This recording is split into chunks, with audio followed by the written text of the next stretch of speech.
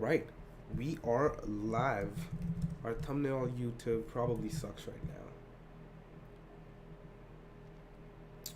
Let's take a look. We'll go on Twitch just in case people want to tweet. People want to, what the fuck is that word? They want to, create a dashboard. Stream manager. If anyone wants to tune in, beautiful. We have 3 followers live.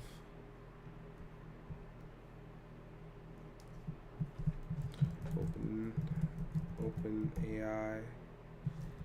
We'll just quickly take our last thumbnail and edit it a little bit. We'll go to API. Make this a little smaller. We'll make this a lot bigger. I don't like this. What about OpenAI? Is there like a dope image that we could use for OpenAI? OpenAI.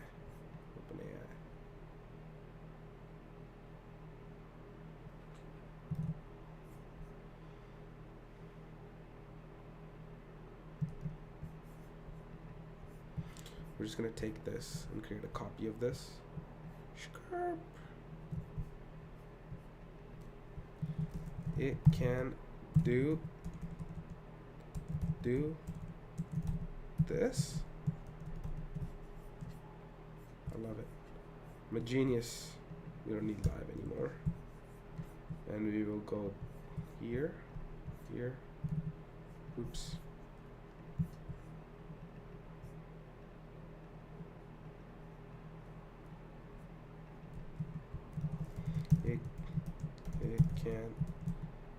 It can do this. There you go.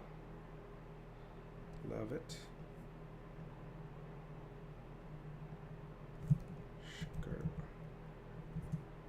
And we'll make this a lot bigger. Make both of these. Can do this.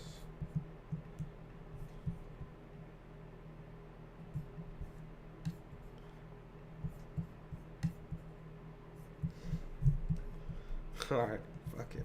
This is our thumbnail.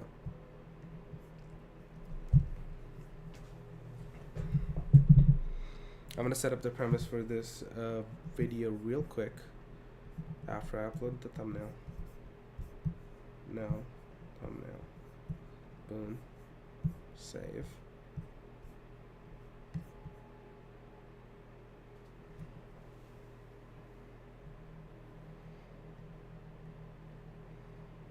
Beautiful.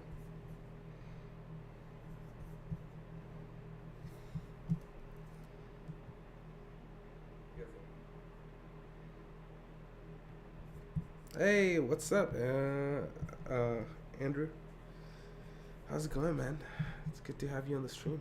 Do you know what Whisper is? Have you heard of this?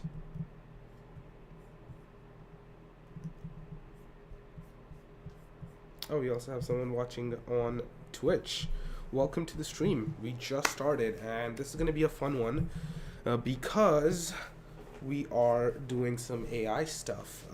If you haven't heard, a few weeks back, OpenAI released this open source AI model for speech to text. Now, speech to text has been a thing for a while, but they've taken it to the next level. It's really fucking good. It can do translation over different languages, and it's just like the top tier AI model for text to speech, and it works really well. It infers really fast, and I want to do some cool shit with it. I have some great ideas. So for the past 2 or 3 streams, I've been trying to make a video editor live here, and mainly I want to make a video editor that I have full control over, is because I have all these different ideas of how to make video editors better, like all these different features that I want to add, but I can't do that because I don't have the source code for other video editors. I would love to just plug into DaVinci Resolve or Premiere Pro or one of these other softwares, but I can't. So I just want to have my own video editor and then implement all these different features. One of the features that I want to add is have Descript. So there's this software like Descript, which basically takes your video, creates it into a transcript. So it's like it does text, speech to text over your video, and then gives you a Google Doc like document. And then now you can just edit the document, and based on how you edit that document, it will edit your video. So it'll add cuts to it. If you cut any text, it'll, you know, splice up that part of the video and just combine it together. You can do all kinds of stuff with it. I want to do that, but I want to add more features on top of those things. So I can give you what I can give you what Descript looks like, and that'll be pretty interesting. Yeah, no worries, Andrew. Enjoy BJ's. Hope you like BJ's, man. I know you like giving them.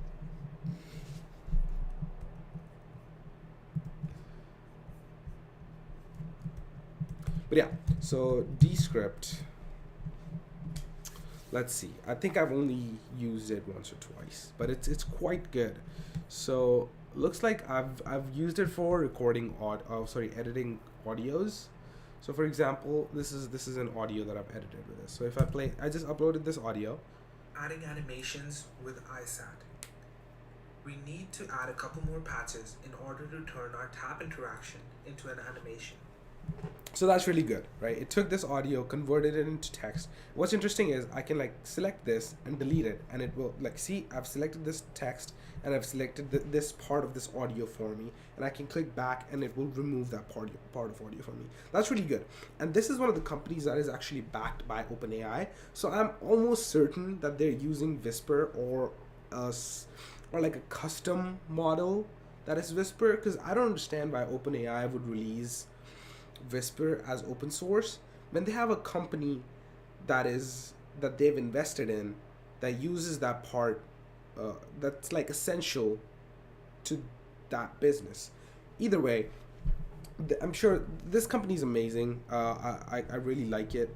I think this idea of editing videos by editing text is kind of amazing, and I wish they would take it to another level. They've been trying to add more video editing features to this, but they've been kind of slow about it, and the way they're doing it is not the best in my opinion. It's decent, it's not bad, but it's not amazing either, right? So they want to try Descript storyboard. So I do want to try a storyboard, and perhaps maybe this stream we can, but before we do that, I kind of want to just see. Editing is time consuming, that's right. So that's why I want to use Whisper AI. So I have this one video that I was trying to record, which is about like educating people on like what kind of tech company to choose from. So I just have a bunch of text, or like this like take that I did quickly in like 5-10 minutes, just talking about it. It's like the first time I'm talking about that in the video, but I just have this like 10-20 minute video of me talking, and I have the Python. I downloaded Whisper, I installed it, and I ran it over the video, and here it gave me the transcript for the video, and it's done a really good job, and it took it not that long of a time to do it. It was very quick. And then I was able to see, so it gives you two things. Okay, so first thing, install Whisper, and then you import it. Then you give it what audio you want to transcribe. Then it gives you a result, and the result has three things mainly. It has the text, so this is the entire transcript, and then it has segments, right, which is embeddings essentially. So then it has like parts of the text. It tells you when it starts and when it ends, right? So see this, so normal, and I can just talk normally to do this camera. Look at it. You know, it's got parts of my speech. It's got when that speech starts and when that speech ends. The only problem with that is if I want to build something like Descript, or even if I want to build like a captioning tool, I need word by word timestamps. So another thing I was playing around with is Instagram has amazing captioning, right? So if I go here, so for example, I just made this quick video with Instagram. I'm just saying something to test out the captions. And it has captions right here. Reels. So I'm just gonna tell you about my amazing day with it did a great job with those captions, even when they're coming word by word. So the idea is I want to have the first part of it, I want to have a video editor. I'm working on that. Great. Second, one of the features that I want to add is like captions, word by word captions. There's a lot of companies doing captions, but they're not doing a great job at it. You could take this feature so far ahead. You could do so many things with this, and I think it's kind of underutilized. The combination between text, video, and audio. This is really powerful, but nobody's providing these tools. Even if they are, I think there's enough space in this category that if I build something like this, it's easily worth, without even any users, a few $100,000 at least, right? So if I decide to build this, if I build this and I decide to sell it on something like acquire.com or microacquire.com, right? I can guarantee I could make, I don't know, $100,000, $200,000 just off of the software alone. But if I decide to go get some users on top of that, and I can get some nice MMR, ARR going that is profitable, then this company could be sold for a lot more. Because there are companies out there who are willing to embed something like this into their ecosystem because they don't have it, and it would take a lot of time for them to build a software like this. And that is very crucial here. Anyways, this is a very interesting project, and that's why I'm doing it. Okay, now that I've set up the whole conversation around why I'm building this, hello new viewers at on Twitch. Welcome to the stream. I kind of went over why I'm doing the stream and what we're going to be doing, but I'll do a quick introduction again, which is basically we're working with OpenAI Whisper text-to-speech model that they've just released, because I'm building a video editor on the side and I want to have a feature with auto captioning word by word and text to video editing also. So there's just a lot of things that I want to do with my video editor that involves having a proper good text transcript of the video. So I've installed Whisper, I've loaded some audio that I have, and it's done a pretty good job of transcribing it. Another thing it gave us is are the segments of when each sentence or each fragment of the audio starts, like the transcript. So this, whenever I'm saying normal and da da da da da, for example, this one: few companies you choose to work can define the rest of your career and how far that part of the sentence starts at 46 seconds and ends at 50 seconds, right? The only thing with that is it's not word by word, and that's an issue for what I'm trying to do with it. So I've looked around already to see if anybody has already done the work for us and provided text level timestamps or embeddings, and guess what? People are amazing on GitHub, right? I found a few cool people. One of the people have basically taken the model and added on top of it. So it's called Stable Whisper, and outside of the embeddings that the base model gave us, it gives us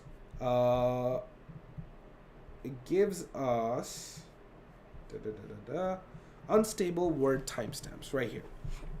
I don't know why it's called unstable word timestamps, but it gives us the word and it gives us potential timestamps that this starts at. I wish it would just give us one, but I guess that's fine. What I do want to test out, though, now that I've installed this, I want to test out how good it is. So the way to test that out is I need the audio or the video, and then I need to sync that with the timestamp that this program gave us, and then basically judge it myself. I want to see how good it is. There's a lot of ways of doing that. I could try to do this in Python with FFmpeg or with OpenCV or one of these other tools, but that seems like more work than I want to do in Python. So what I'm gonna do instead is basically do this in a browser. So we're gonna create a JavaScript project here real quick. So we're gonna go ahead and call this index.html, and we're gonna call this main.js. Might call this HTML main.css. Probably call this index.css actually. Index.css. Great. Cool. Everybody following?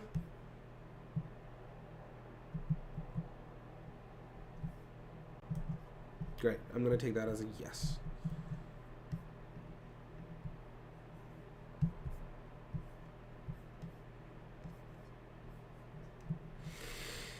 Okay. There we go.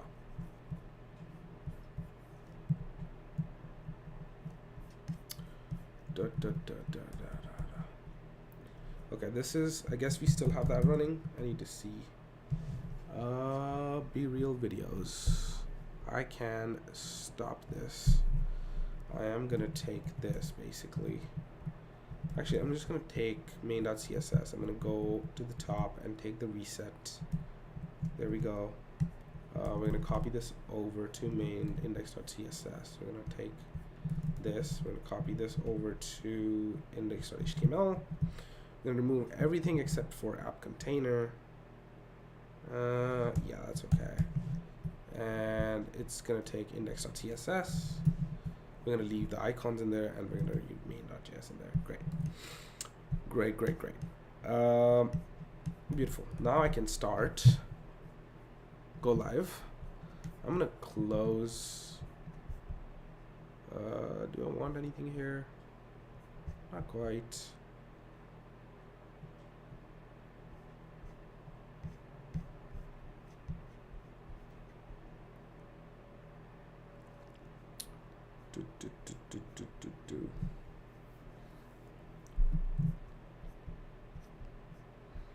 Preview canvas, preview container. I think we're good. I don't think I need anything else from here. Utility, icon btn. Alright, we'll keep it open. That's okay. I might just move it to a different desktop though. There you go. What is this? Descript. Where's our Visual Studio Code? VS Code. There it is. Great. We're going to bring this here. We're going to bring this here. Make this a little smaller. Okay, beautiful. And we're going to bring out a console to the bottom. Console. We're going to console log. You know what we do first. Aha, works.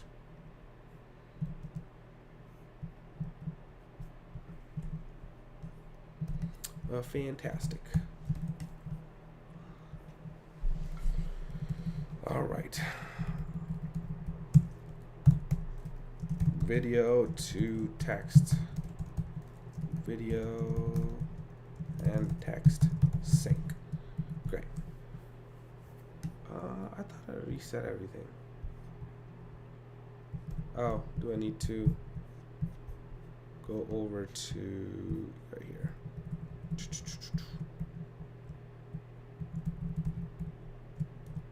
Oops, copy. We're gonna go down to the bottom. There we go. Beautiful. And I will give everything a padding of 1 rem. How about that? Cool. Now, this guy has a small tutorial about how. Okay. This guy has a nice tutorial about how to how he synced his, where did it go? Damn, is it right? No. Right here. So this guy has a tutorial about how he synced his audio with his with the subtitles. Quite interesting way of doing it. I think it's very unoptimized way of doing it. This man is looping over each text every time on every time update. That's retarded. Yeah, we don't need to do that. But if it works, if that works for him, what we can do is like 10 times better than that. So cool. We're gonna start with the audio source, like he's saying, and we're gonna go with the audio file. Also, we'll just keep it easy so we can take some of his code. Slash audio slash what the fuck did I call it? Audio.mp3. Audio.mp3. Apparently I can just do this, but I've never used the audio HTML tag before. Oh.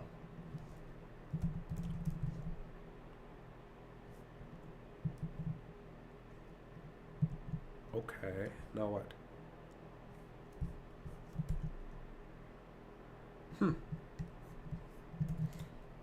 HTML audio tag. Okay, I guess I need to do controls here. Controls. And then I can pass in a source. Okay.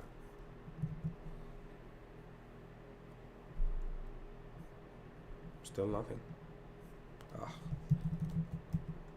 Controls. There we go. Beautiful. We have some controls. So do we have the thing working now? Those things are going to be very transferable, right? The problem with this is the audio is really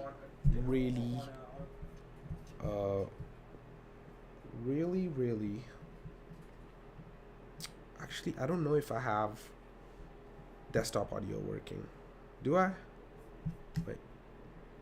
Code base that's using JavaScript, Node.js, or Do I have? Python. Okay, I think I need to use the other thing. I need to use my headphones. I'll be right back.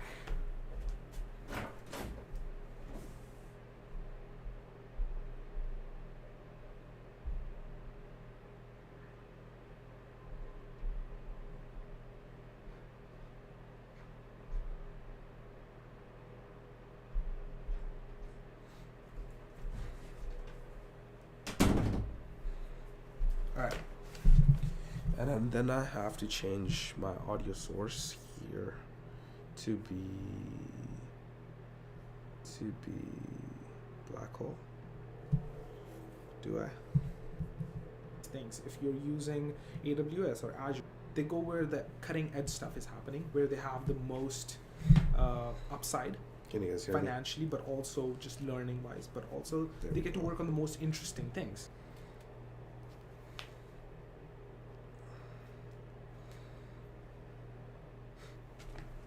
That's hilarious. Okay, great. I can hear myself now. And I believe you guys should be able to hear me now. Hear the audio coming from my desktop as well. Great.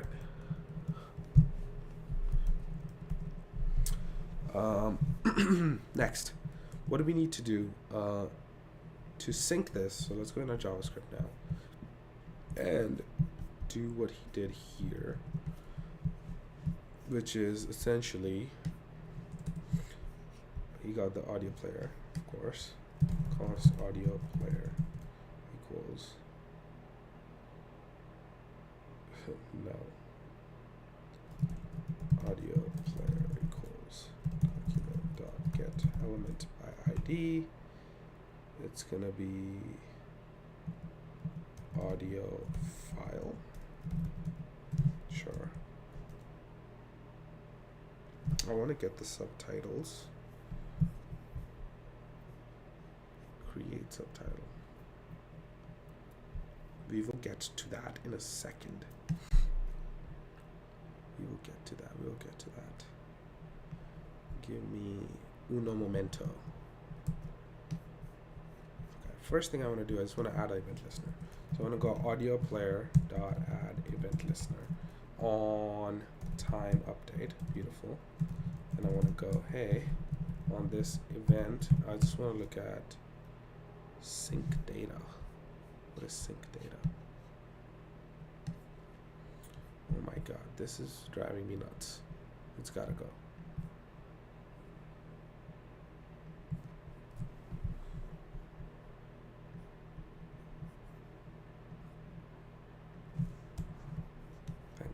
on.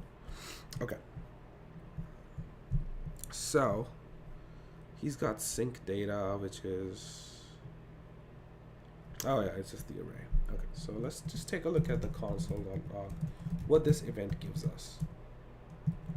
I just want to see what it gives us. Okay, great.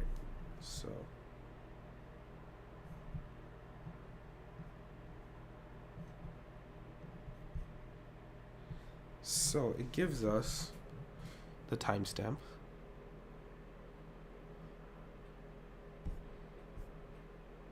It's not super fast, but I think it might be fast enough for us.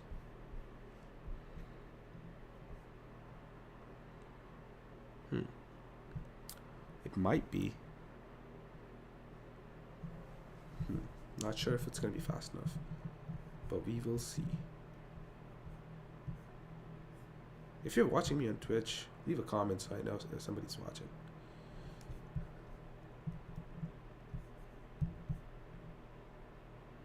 Okay, great. Okay, so what I really need to do first here is to actually export what we have. Okay, first of all, let's just take out the things that we need. So we need this tab right now. We need this tab. We want this tab. We want this tab.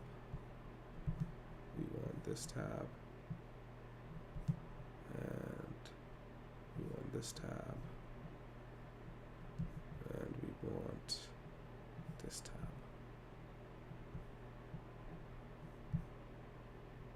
That's about it. Okay, great. I don't care about all the other tabs. Cool.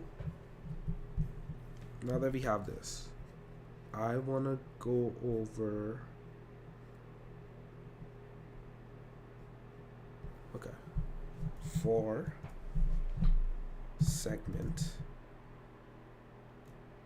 in stab segments, print segment ID. How about that? Okay, great. There's gonna be, oh, there's just 160 segments, and we're gonna go for we're gonna say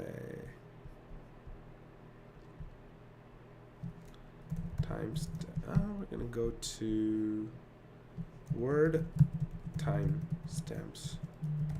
For word timestamps in segment unstable word timestamps,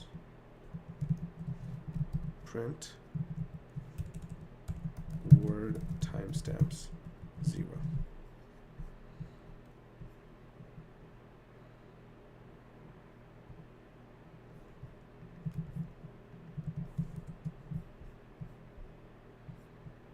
Oh, word timestamps, word segment, word.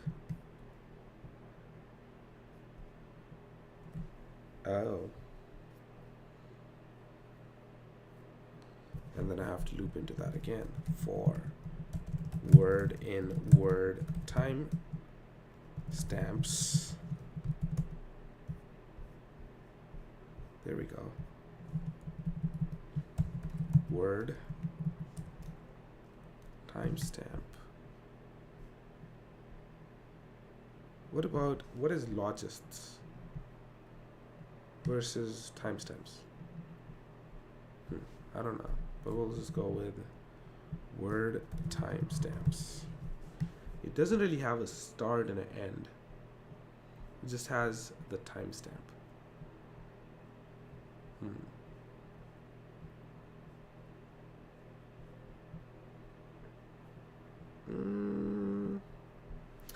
Yeah, for start, we'll just use this just to start with. Let me make it a little brighter. There we go.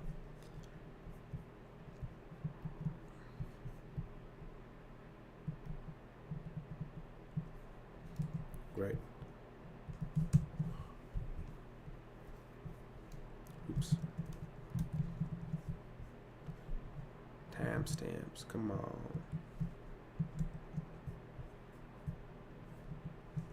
0.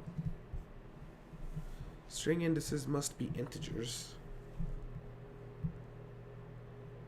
What you mean? Okay, print word. Oh.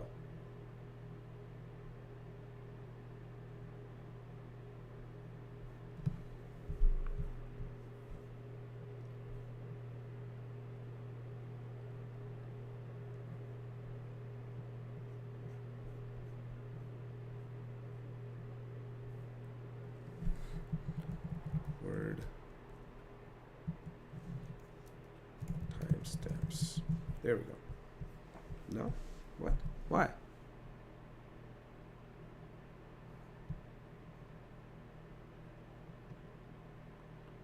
Oh. Print word timestamps. And this could be word. There we go.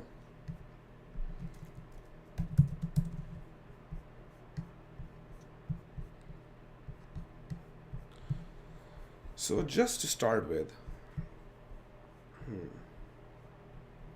as things are being said, we could simply start highlighting them just to start with, right? And we can build on top of that. So for now, I just want to have the word and the timestamp. That's all I want to do. So I just want to have let's think about this. I just want to have an array of words or these symbols and the timestamp associated with them.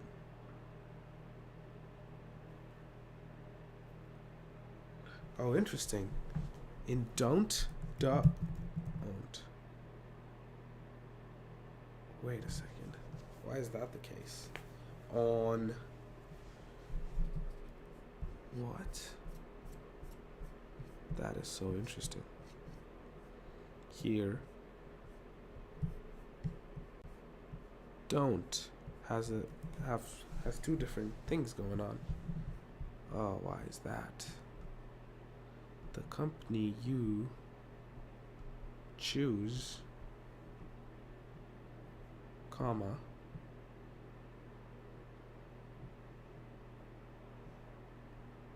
I don't. What the fuck? I don't like that. That kind of makes it harder for us. Damn it. I wonder if there's like better text-to-speech models that more accurately do this. I mean, we could try this just for fun. It's not ideal.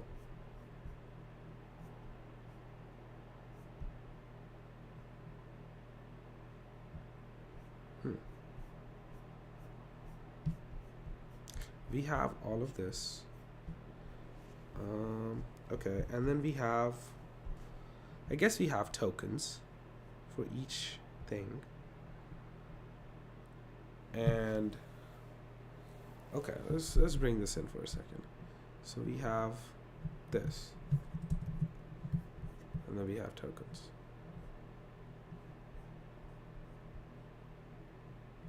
And then do we have the token breakdown?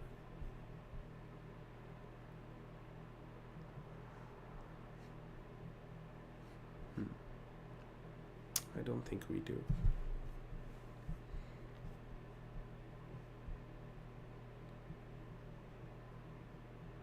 I bet we could. I bet we could get the tokens. Not sure I want to.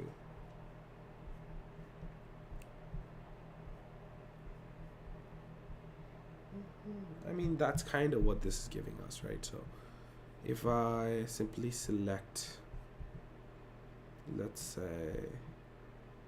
the company you choose, how am I?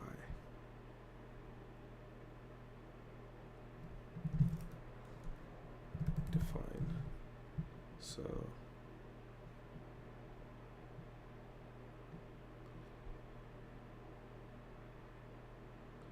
okay, how am I? Are these not the same? They don't seem the same actually. Wow, are these different? Oh, that is different than this. Oh, it's a different. That makes sense. Let me get the text here.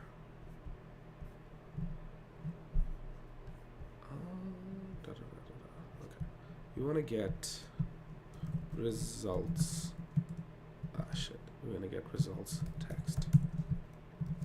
Define the company.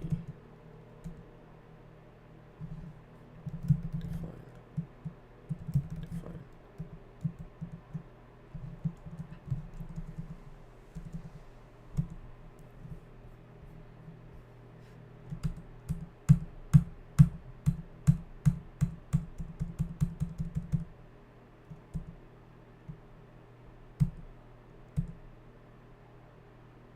Right here. The company you choose to work at can define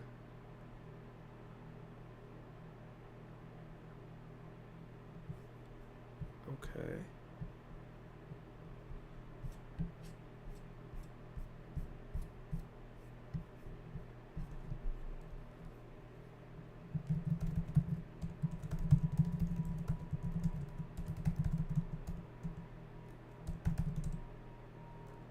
Good. This is the embedding.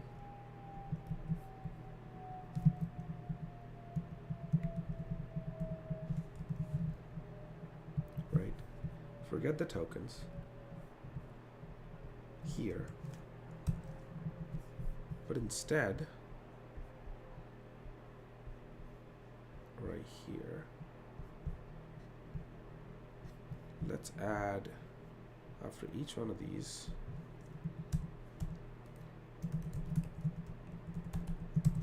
there you go.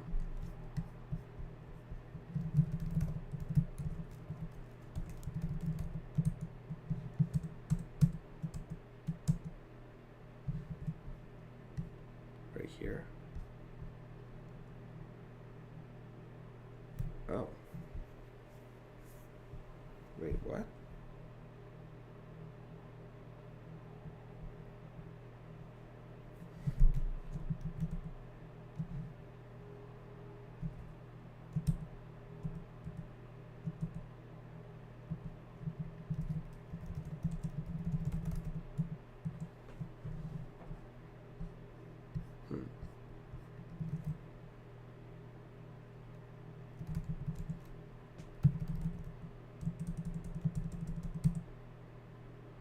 Half the process. Company. The company you choose. Right here.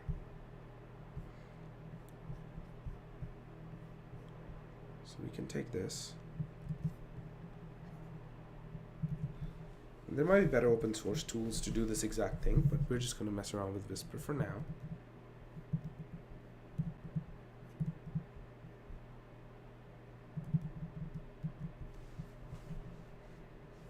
I should have gotten some water. I am thirsty. Okay, and this matches this pretty much precisely. Okay. Okay, let's do the easy thing first. Let's take it step by step. Let's simply do const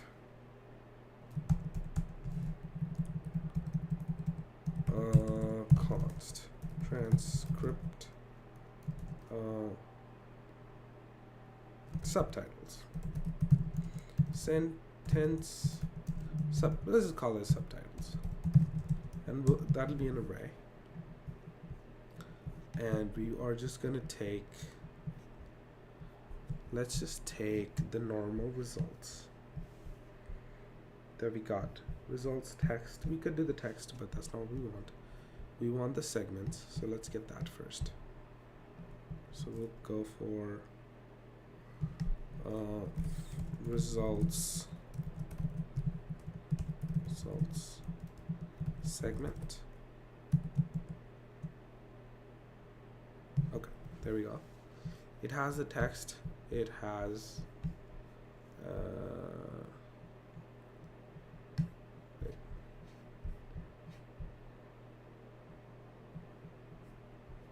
I don't want the stab segments. I just want the normal segments.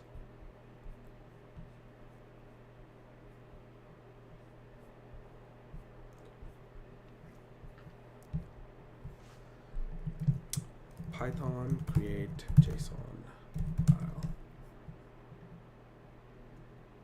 Every 2 months or so, I Google this. This is normal. So we just import JSON. So we go import JSON. Beautiful. And we have a dictionary. And we said, there we go, like this.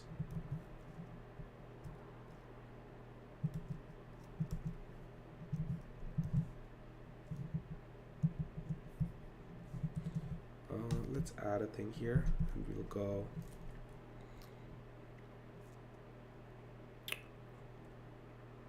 results or segments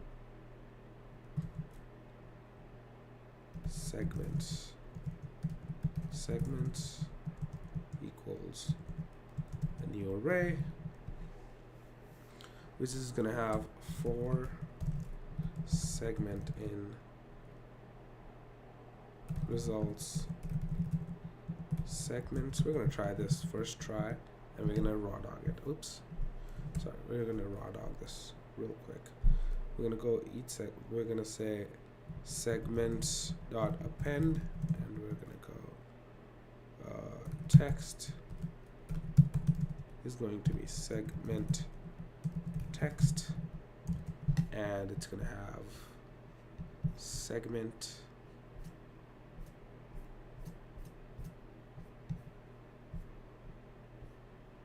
we're just gonna use interesting stuff. Are we gonna use stab segments? First use it let's use the normal segments.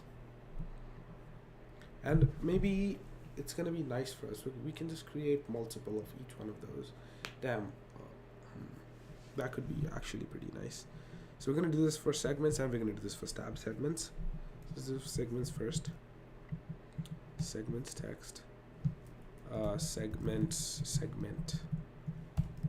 Segment start for start, and then it's gonna have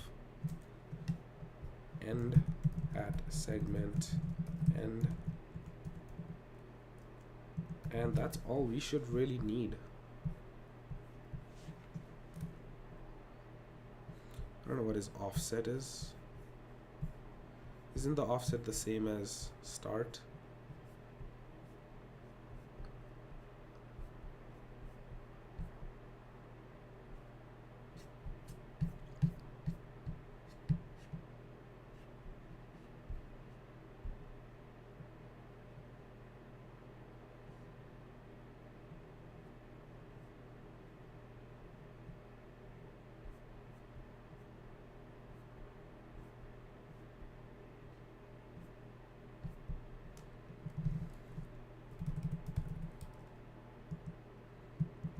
Offset. Oh, interesting.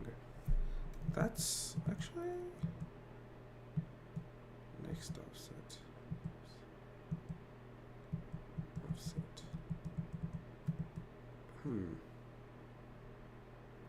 All right, let's just do this, and then we'll take a look at the offset. All right, this should give us. Oops. What?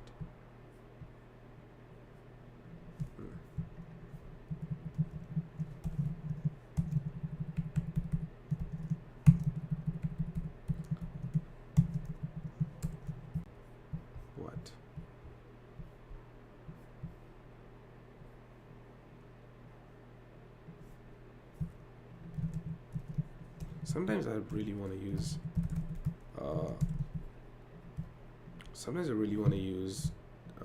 What do you call VS Code for Python notebooks? And I used to think, oh, who the fuck uses VS Code for Python notebooks? But now I understand.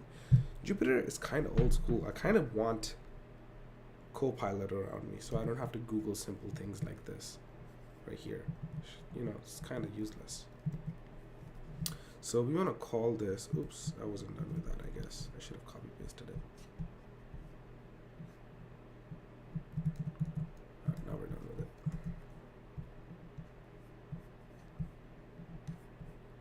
Alright, so we're gonna go here. We're gonna say JSON object. What the fuck? Why did it not copy paste that?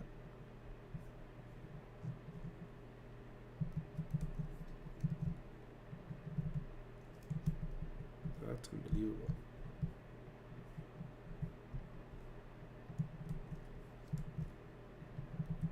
There we go. Okay, we're gonna call this raw or OpenAI base. Okay. Just want to make sure the segments look good. Let's not use that. Segments. Stop. Oh, interesting. It is using.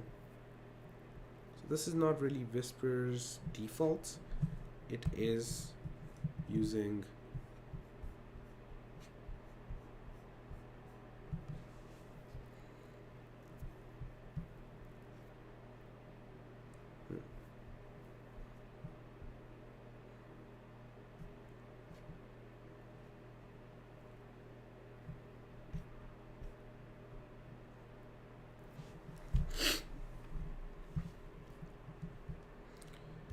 That's okay.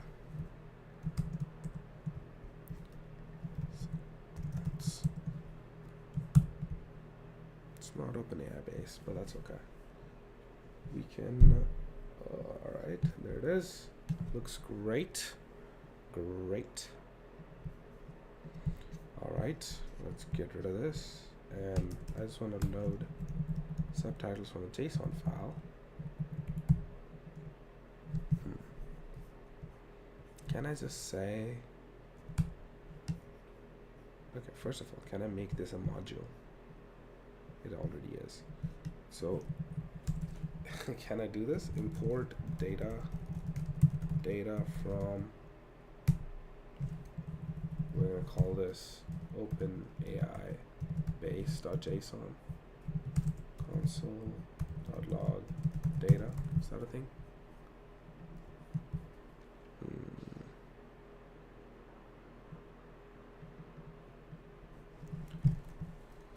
Import JSON file, JavaScript, browser.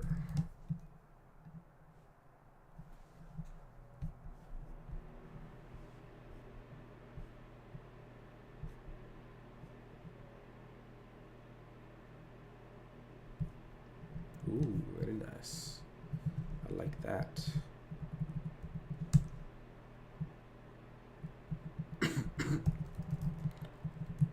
OpenAI base.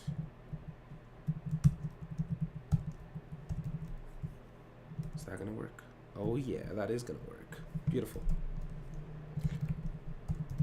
OpenAI base segments, something like that.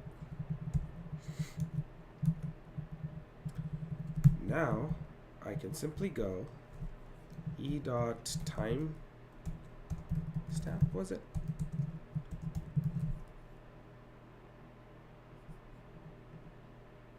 No, it's e dot something.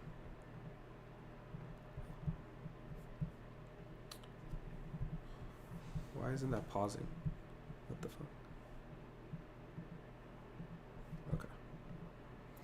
E dot time stamp.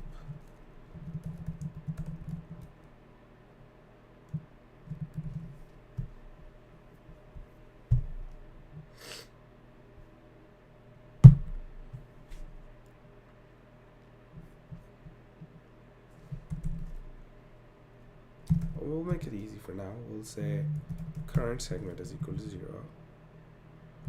And we'll go, wait, what was the e timestamp? Sorry. Oh, it is in milliseconds. Do I have to divide it by 10 then? Or do I multiply those by 10? That's a good question. Either or. I think multiplying by 10 is probably better. Yeah, let's do that.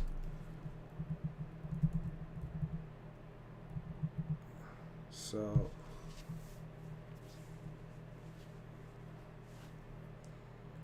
current segment. We'll start with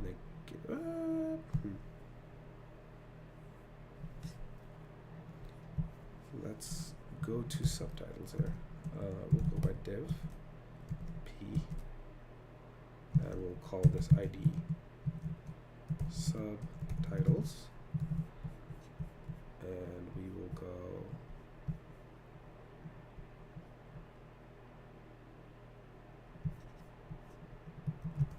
just add to inner text.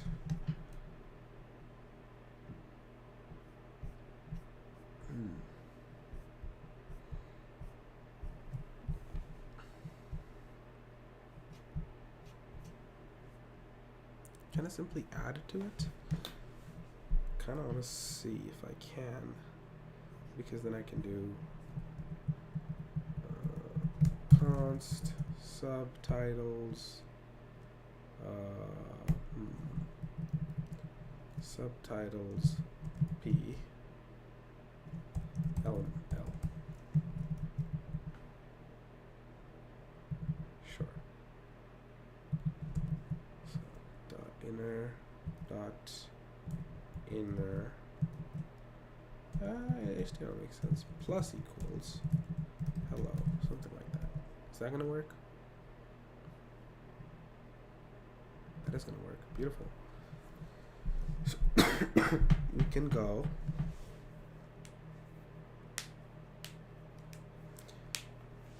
if timestamp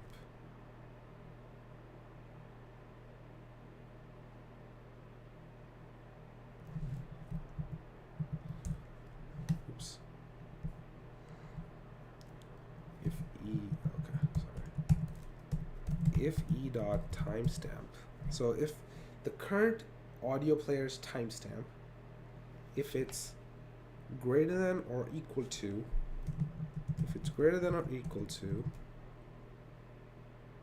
OpenAI base segments, cur segments dot start instead, then we want to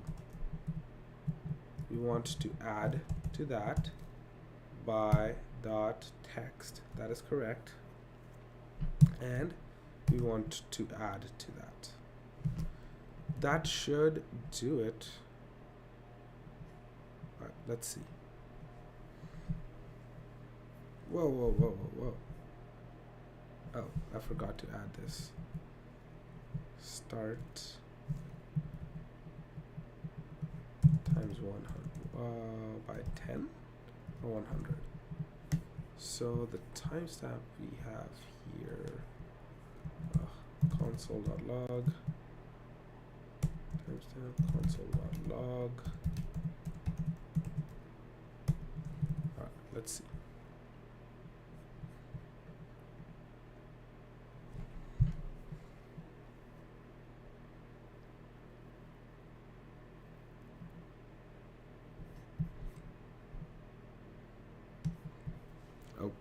Okay, 4 seconds is 4,000. So I need to multiply it by 13 seconds should be 13,000 then. Need to multiply by 1,000. There it is. Okay. What the fuck? Oh. There we go.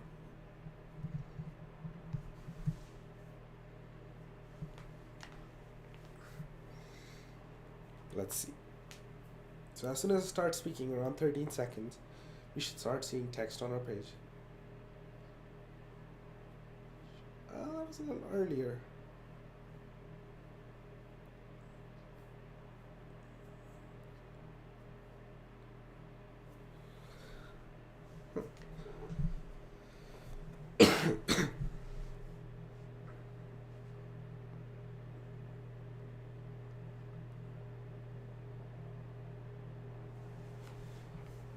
Is it a little early on the text? A little. Definitely.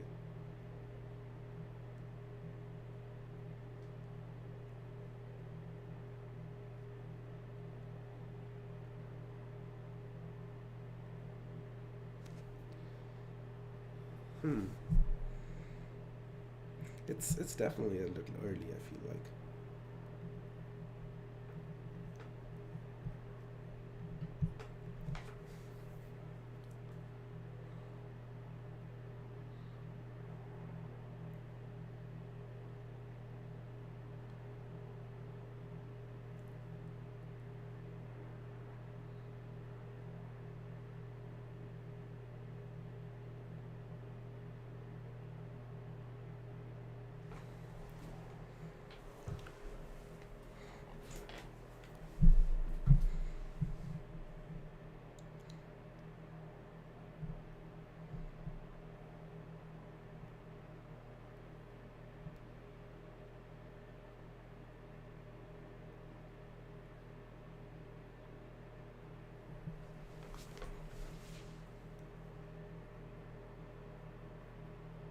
It's really off.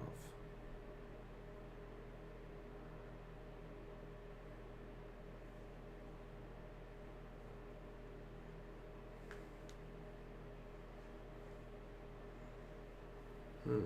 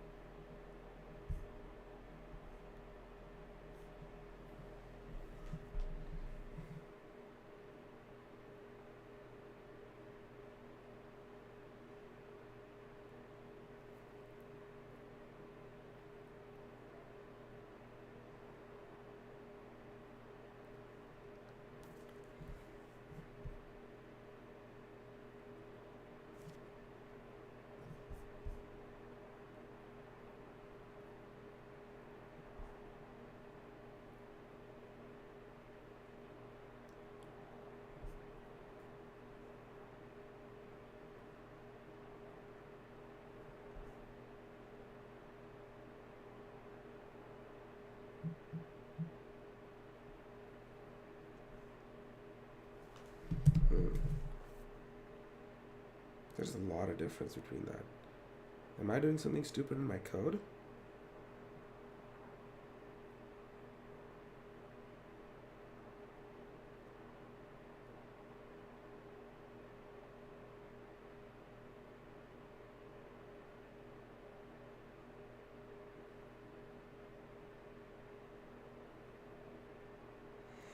Hmm.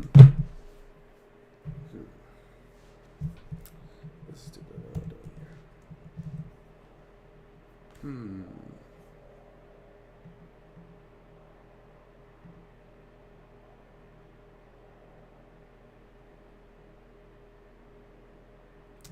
This seems wrong. This doesn't seem accurate at all. Because look at this. This is 6,065. What did I do wrong? I don't know. I didn't change anything.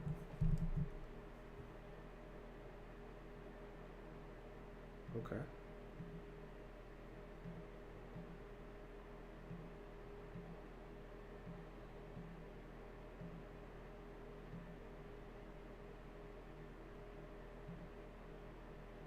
Okay, this timestamp is not what I think it is, I think.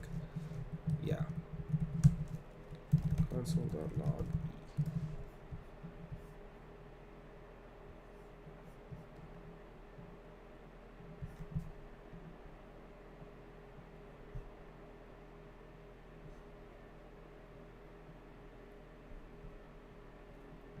Target.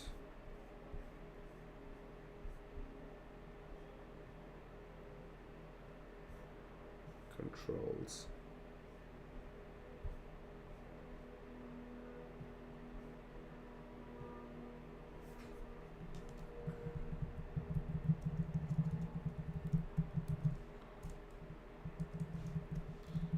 Get current. Get current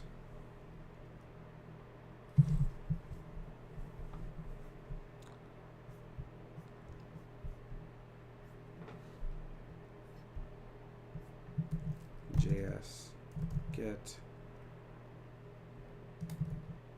time of audio. Is that right? Okay.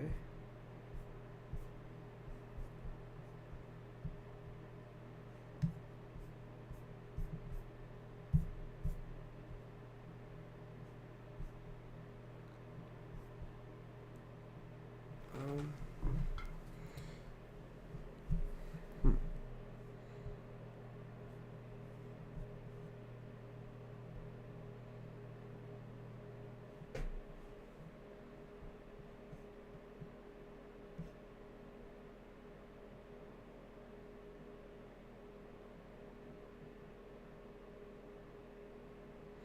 You can ask for current time.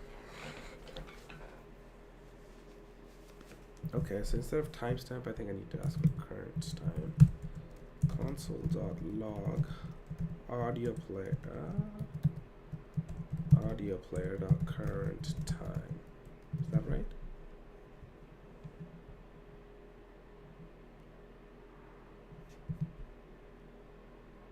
No, that's wrong.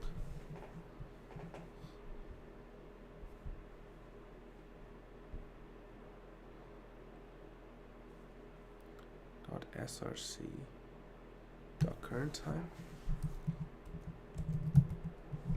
Is that it? Is that what I need? No. Damn.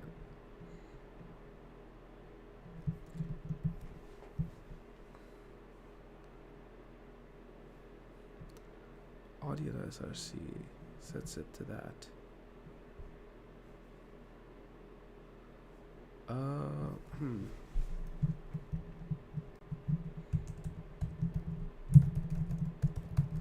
Is that a thing?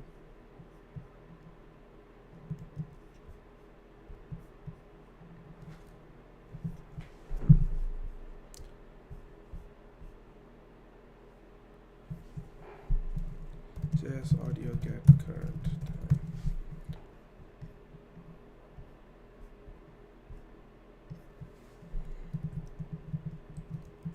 Get current time of audio. E.target.current time, apparently. Which makes sense. Oh.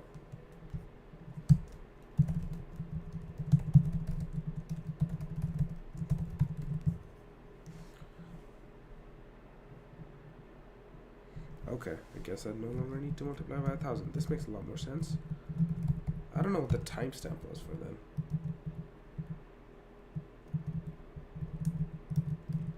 Oops. And this needs to be e.target.current time, so let's update that. And we don't need this. Save. Beautiful. This should be a lot more accurate.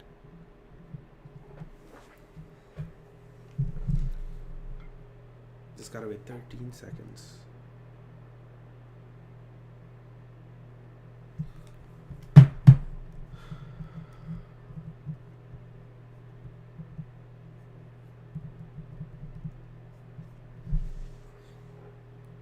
Ooh. That's definitely.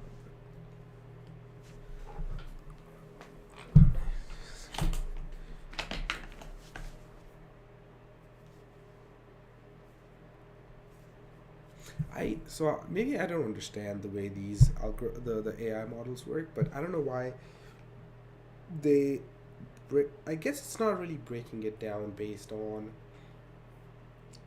the audio and the silences and whatnot. It's kind of breaking it down based on the tokens that it knows about. So because okay, blah blah blah, and everything else are like tokens combined together in a sentence that it knows about. That's kind of why it's doing that. That makes a lot more sense.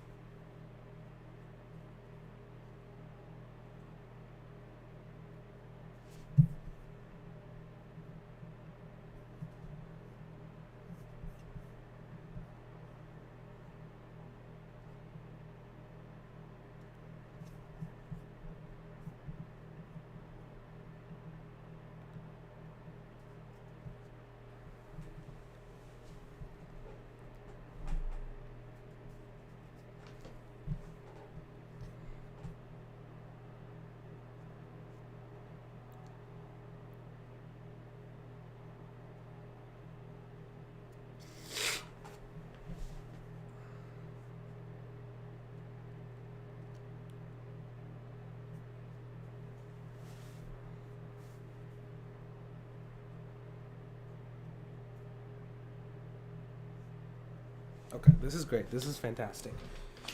So, I mean, technically, I could do a few things here. This could be really nice. So, instead of adding it like this, this is gonna be nice. Cause what I can do is I could simply go OpenAI base segments dot for each. Yep, that's correct. For each segment. Inner HTML, but before that,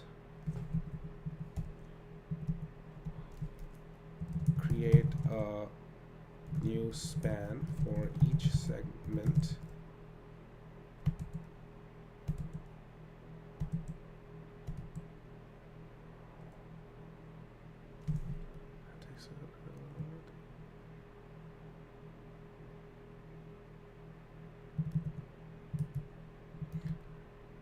So now, there it is, and I want to add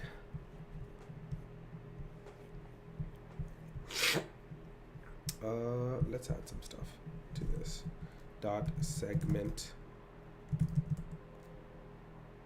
No, I don't want that. We can make this subtitles segment.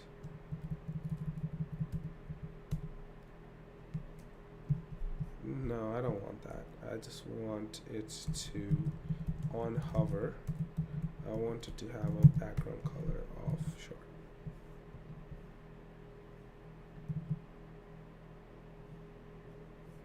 And I need to add class.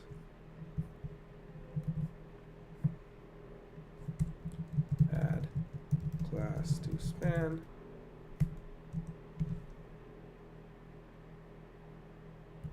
We will do that as well. 1 second. This is where JSX is probably a little easier, but there we go. There we go. Why doesn't it do this span? It'll do this. It'll do this, but it won't do that. Well, I want to do this. Could be a little darker. And let's do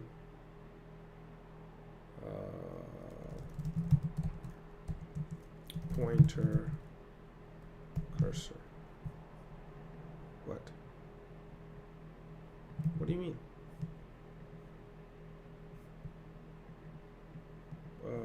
Cursor? Cursor pointer. There we go.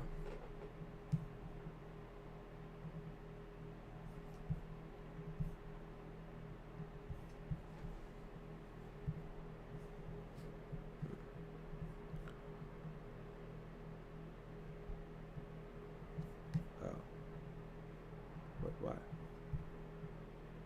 Oh. There we go. Dumbass.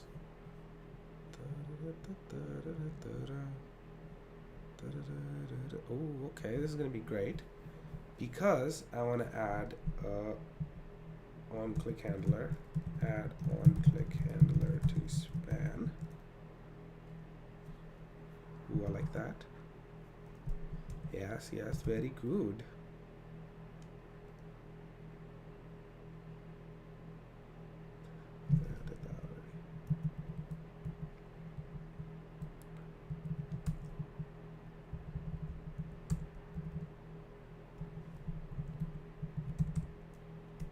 There we go.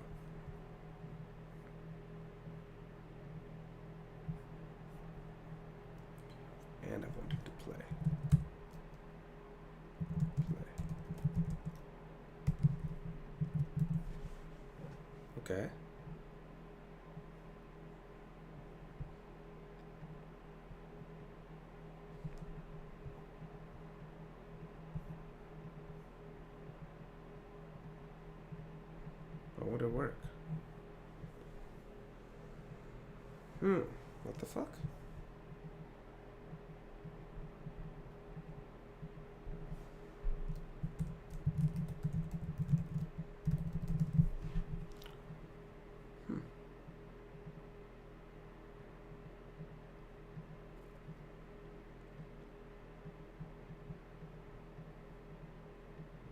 Why can't I?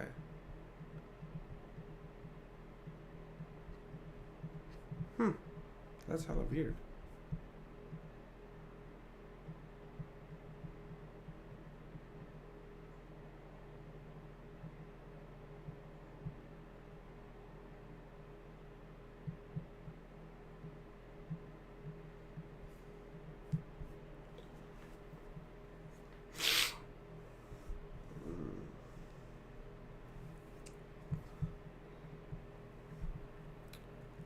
That is pretty weird that it only works once. Why is that?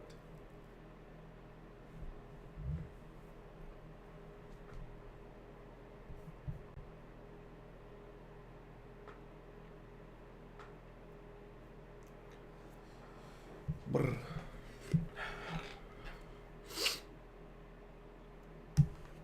What if I don't do this? Is it still only going to apply once? No. Okay. That's pretty weird.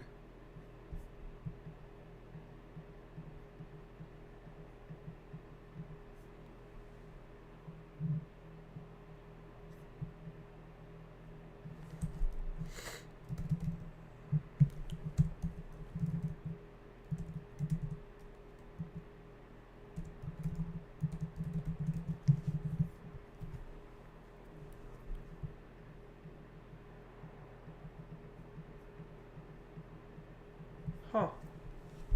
This is pretty weird. What the fuck? And if I remove this, it doesn't have an issue. Oh, maybe it's because of this?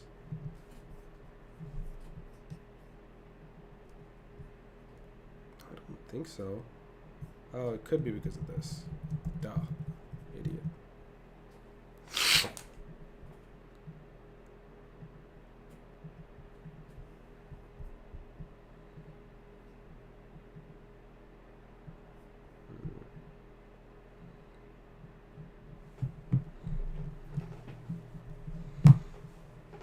This is good.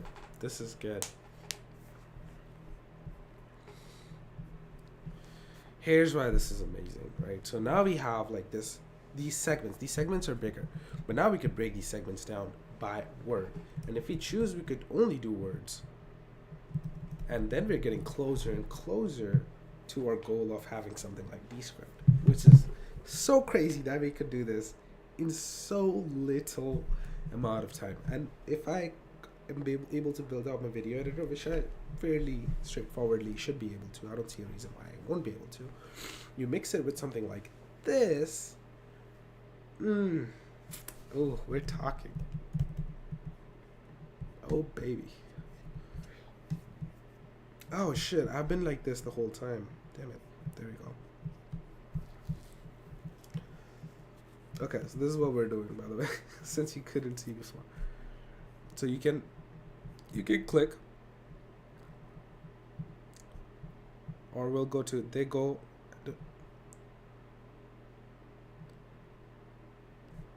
a little off.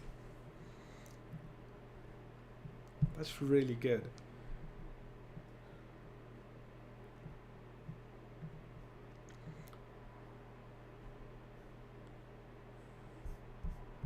It's just a tiny bit off. Yep.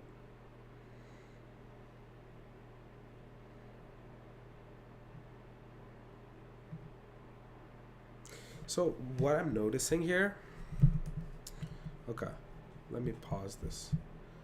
What I'm noticing here is that this typically, the way it timestamps is that the word, when it starts, it tends to overflow the previous word into the next word. So if I select this, this is quite good. That's good too. That's also good. That's also good. But you could hear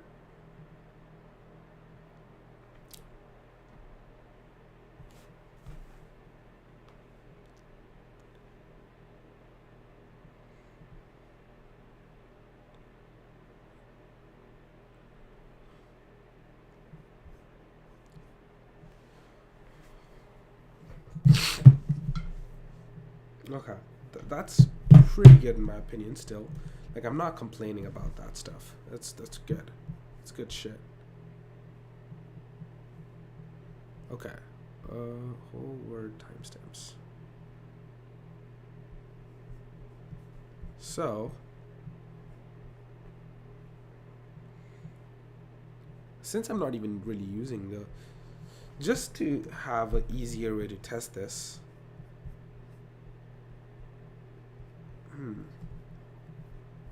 Technically, all I really have to do is convert segments instead of segments. We'll take this. We'll add under this. Well, let me add full segments.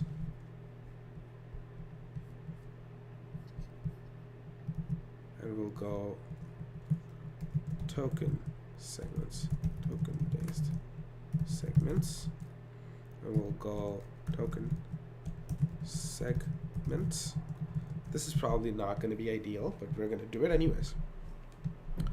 So word, and we're going to do word, and then comma, and then word, time stamps, and we're going to go 0. There we go. This is definitely not right.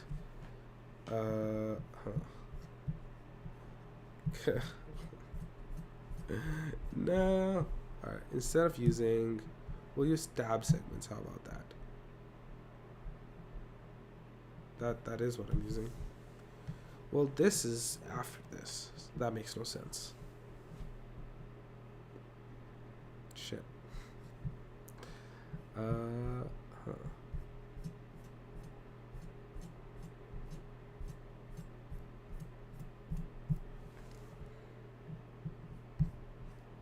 Okay, so we have alt and timestamps, MT is lists, unstable word timestamps, word. Is there stable word timestamps?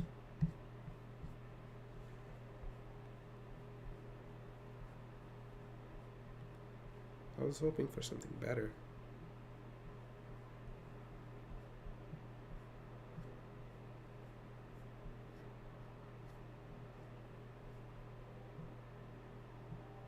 Word timestamps. Okay, instead of unstable, we'll use stable. There we go. Time. What do I get? Word, token, timestamp. Alright, we'll go with that. Timestamp. No, I don't need this. Beautiful. We'll take it. We will take this. And now I can basically go. I don't even need the end part of it. You just need text, start, and that's it. Okay. So, you're telling me I can get away with token segments. That I can say token segments dot append text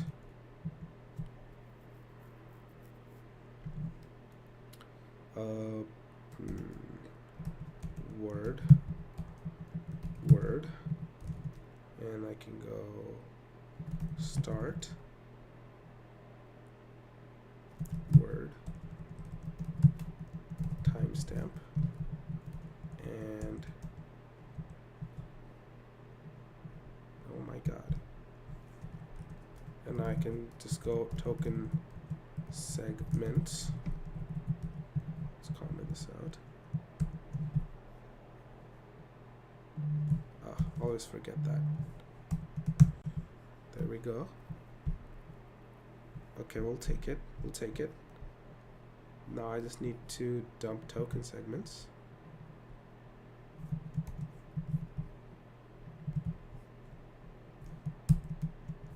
And it needs to be token segments. Yeah, that's good. We'll take it. Alright. Now I should have token segment. So instead of this, I should probably we'll call this add captions, add captions based on caption as the audio track plays.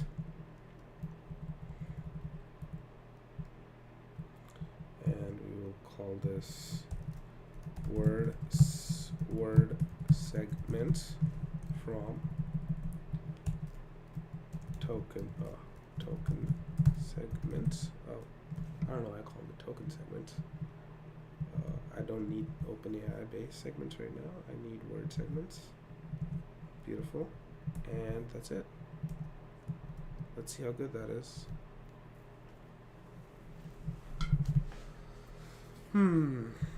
Actually, I might want to do this instead of that for this particular reason. Okay, let's test this out first. We will go. This is gonna go much faster than that. So in this case, I can test it, but we're gonna need word segment. All right.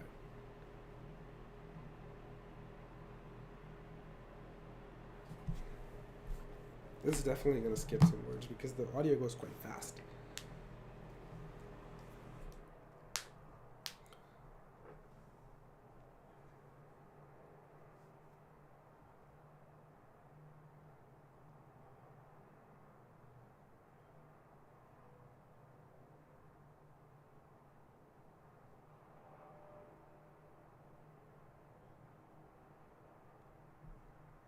Yeah, it's lagging behind because it's not fast enough for that. However, okay, so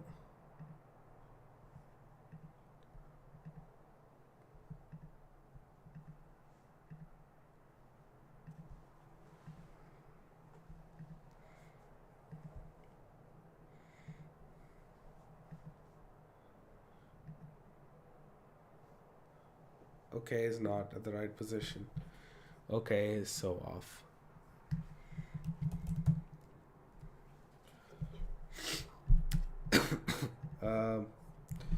This is so off.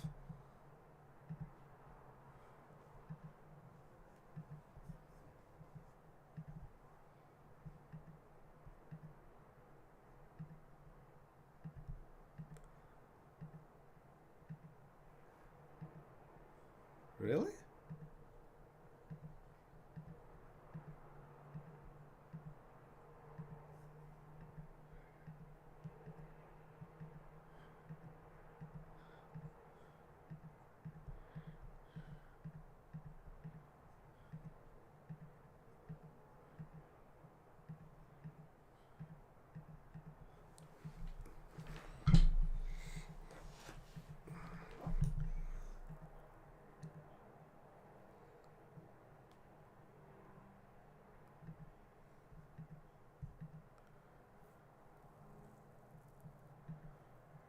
Okay is so off. It's incredibly off.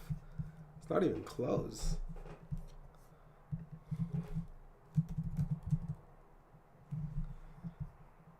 It says it's at 29,799.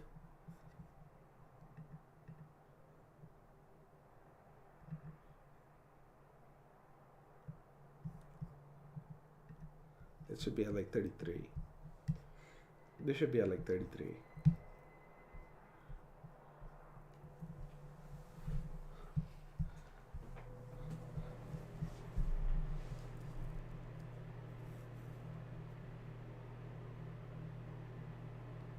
It's quite off at some places.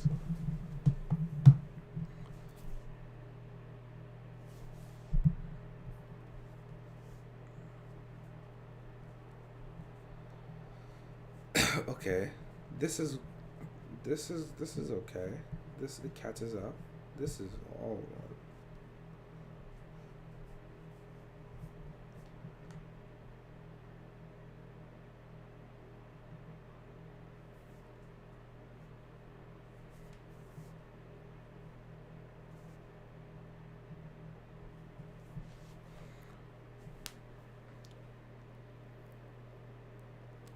no, it's okay, I guess.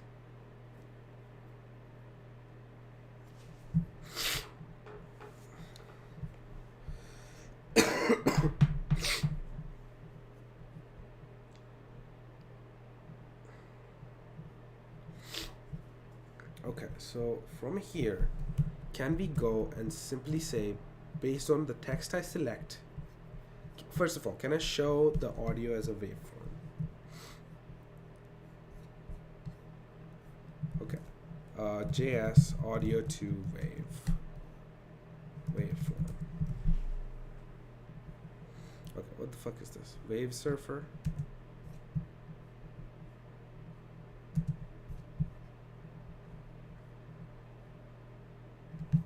Not bad. Apparently I can just do this. Alright, I will do it. I kind of want to add this to a GitHub package at this point. Sure. How big is this input?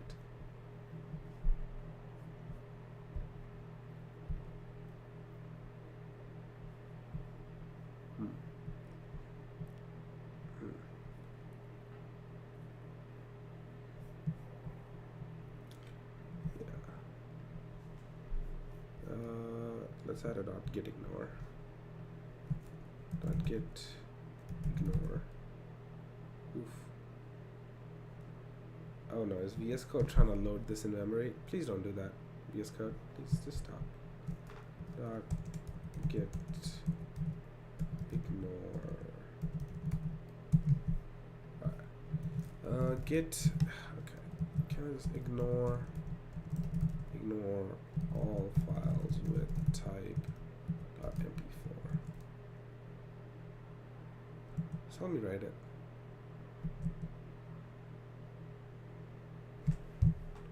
Come on. It's not gonna, okay. Git ignore file type.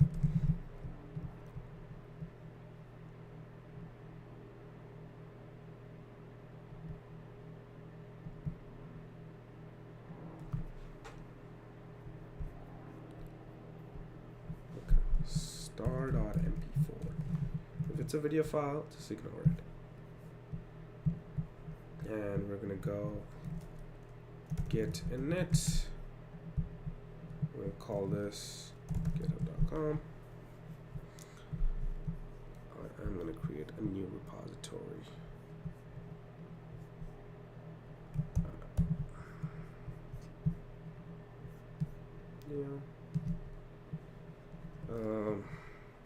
Text to whisper playground. Whisper word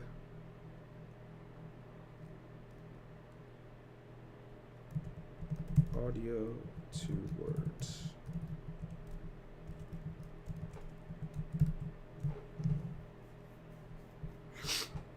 Sure. Might want to make this private, actually.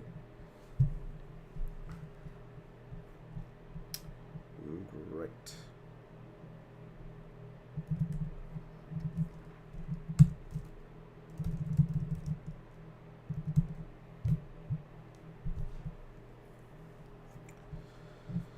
Yeah, the audio file is going to be a little bit.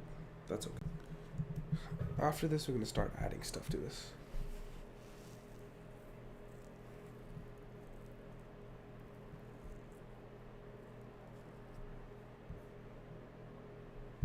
Small tutorial. Let's take a look.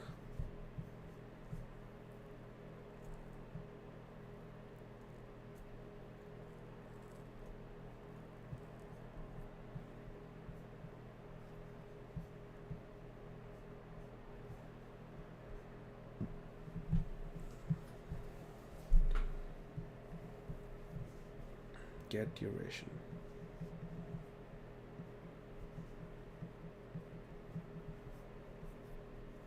Can I select parts of the waveform? Wave surfer, select part of waveform. regions plugin. Okay, that might be cool. Oh, I like that. Yeah. How do I add this? How do I add this plugin? Plugins.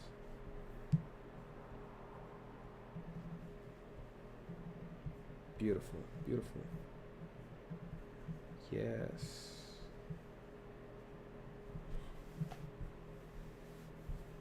Timeline plugin. What is this? Oh, bottom. Ooh, that is nice also. I like this. Playlist plugin.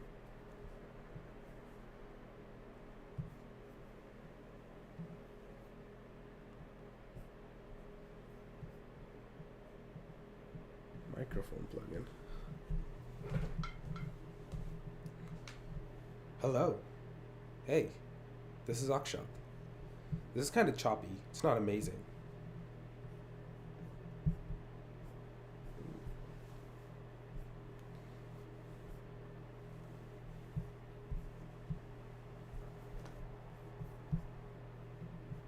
It's not bad. Waveform. JS.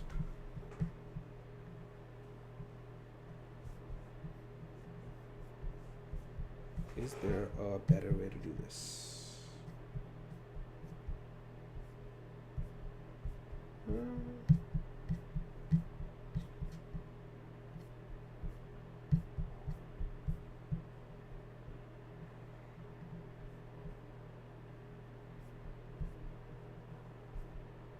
What is this?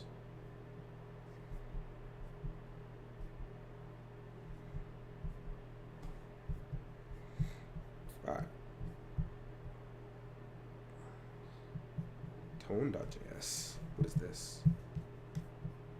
Tone.js. Web audio framework for creating interactive music in the browser. The architecture of Tone has aims to familiar with musicians and audio programmers creating web-based audio applications. On the high level, Tone offers common DAW. By the way, has anybody watching? Did anybody come here? Do you do C++? No, man. I'm not doing C++. Sometimes I'll write C++ if it's necessary. For most things, I find that it's not necessary to write C++ stuff. But if I'm doing some low-level things, or if I want to create a high-performance library, or want to interact with something that only has C++ bindings, we'll do it. We'll do C++. It's not my first choice. I'll see if it already has, if it has bindings in Python. I'll see if it has bindings with JavaScript. Just because, we want to, the things I typically want to build, I want to build for a large amount of users. So if I can't ship it as a mobile application or a web application, I'm not that interested, unless I'm only trying to use it on a server. And if I'm only trying to use it on a server, I don't need the whole application to be written in C++. I only need part of it to be written in that, and I can interact with that API through something else. So yeah, but welcome to the chat. Welcome to the stream. I mean, we're just fucking around with the Whisper API. So what I've done so far is taken my audio and created the time script of that audio using Whisper. We made this like quick little Python Jupyter notebook, and it basically transcribed it and gave us a word and the timestamp that word is set at. We took this data and then we used it to create this quick application, which, where did it go? Right here?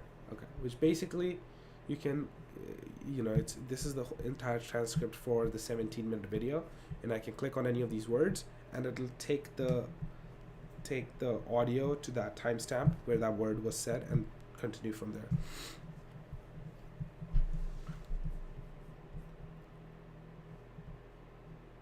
It's kind of amazing.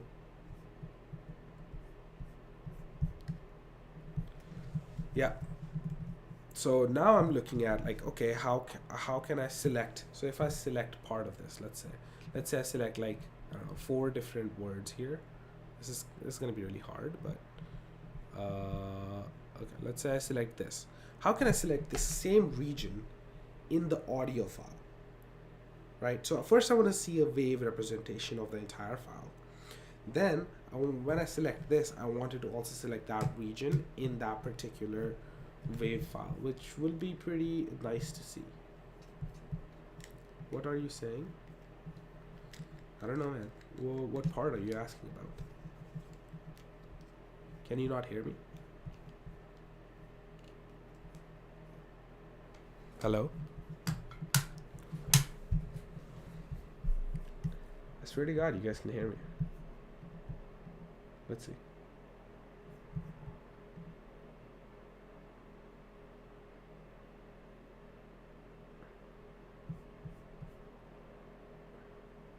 Yeah, you guys can hear me. I can hear you, but I don't understand. Okay. Well, welcome to the stream, but we are building a application to take videos and then transcribe the video and then edit the video using text. So we're building a Descript competitor you can think about. So Descript is this application which can take in a video or an audio file, so like this, and it'll transcribe it, and then you can edit the text and it will edit the audio as you edit the text. We're starting here, and then I want to build on top of that. Does that make sense?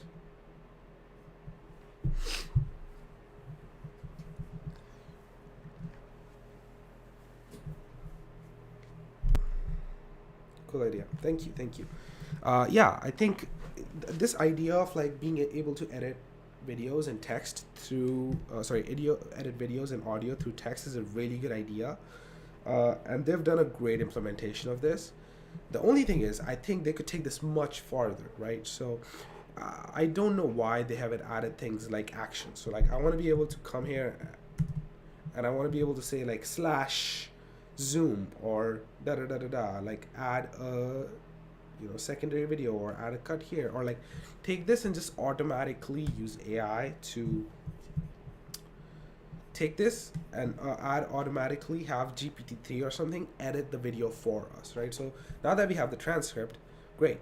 Teach GPT-3 how videos should be edited based on all the edits that are already out there, and take that and apply it to this text, which basically adds all the zoom ins, add all the animations, adds like a bunch of sound effects, and has a really well edited video, something like an Alex Hormozy video, right? So if you go look at like the recent Alex Hormozy videos,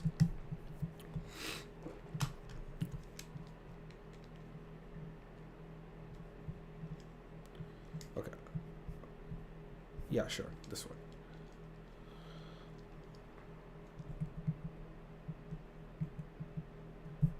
Let's use a different one. Let's take a look at, sure, let's take a look at a short, right? So this one.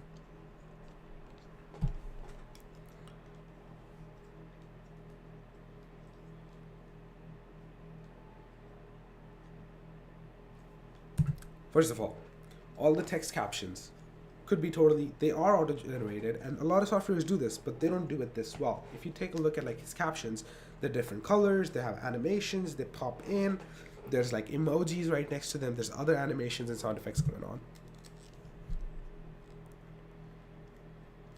There's a lot of cuts in his videos, right? So there's no like gaps in the middle to lose your attention. So that's very important for a retention.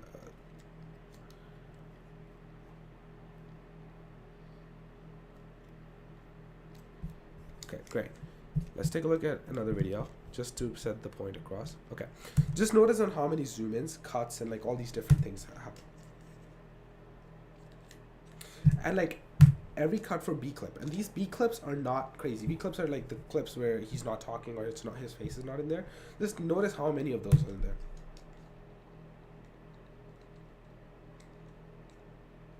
Look, every 3 seconds, so this is typically a rule that you'll see in a lot of big YouTubers, every 3 seconds they have a cut, right?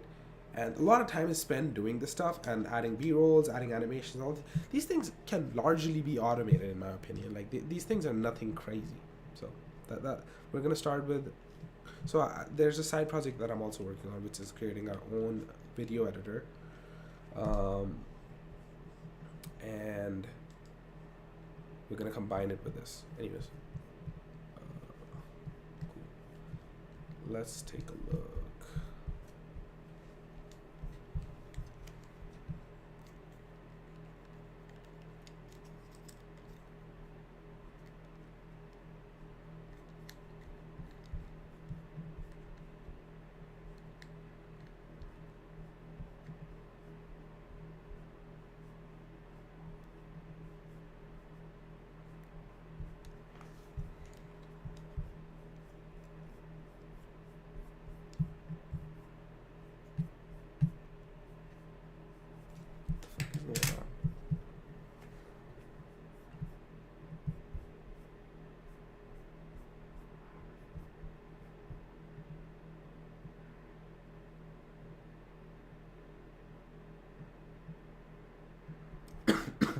Okay.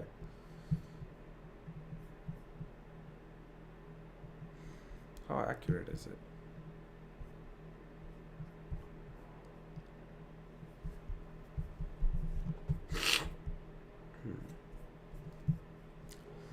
Editing audio on web. Let's see.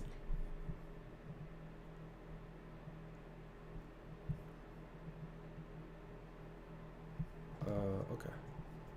Hello, hello. Hey, how's it going?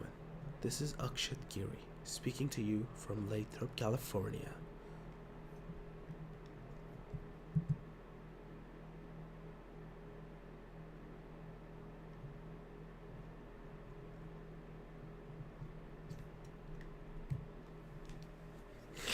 Okay. This seems like a total Wasm thing, by the way. Okay. This is really cool. Is this canvas? Who's gonna bet this is a canvas?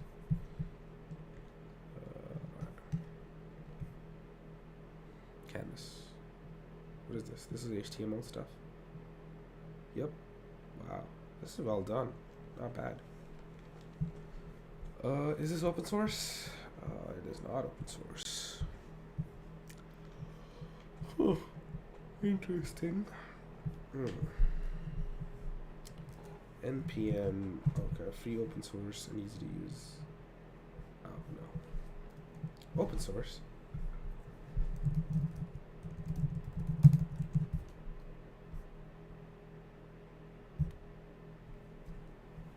It says open source. Open source audio, web audio editor.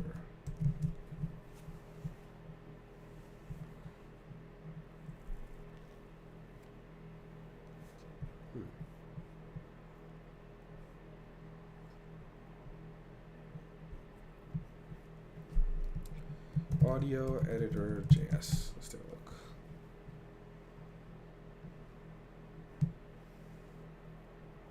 It's a good name.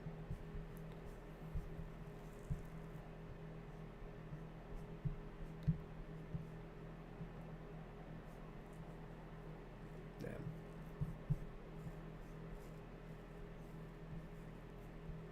Editor JS audio examples.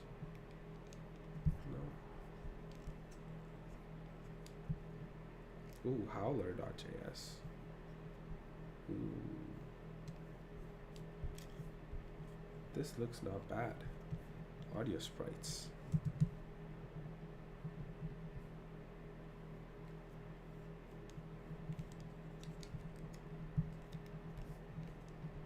It's pretty nice, pretty nice. Demo code, spatial audio, music player.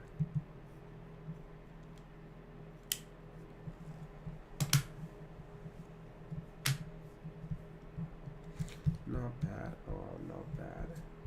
But I want to edit audio sprites.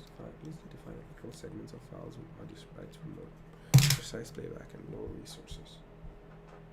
Okay. I like that. This can help us. Actually, it's gonna help us quite a bit. I want to see more. Manipulate audio files on browser.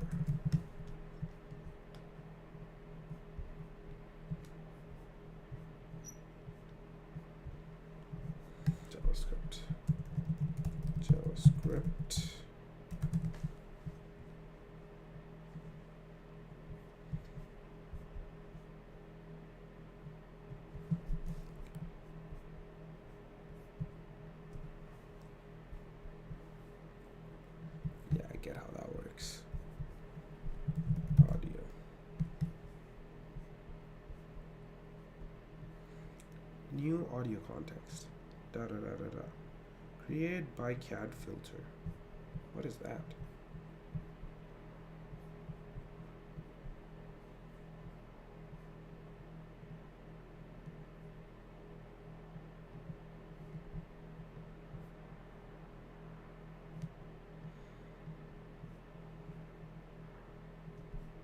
I don't hear anything.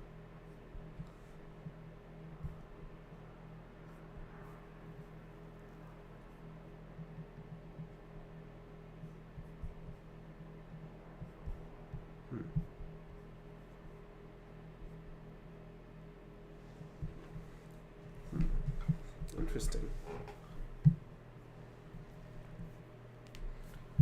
Wow.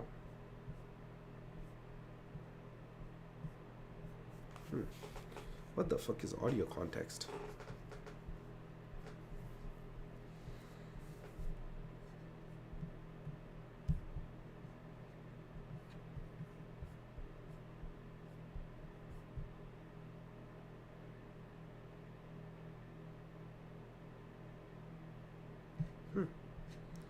Wow, this is cool.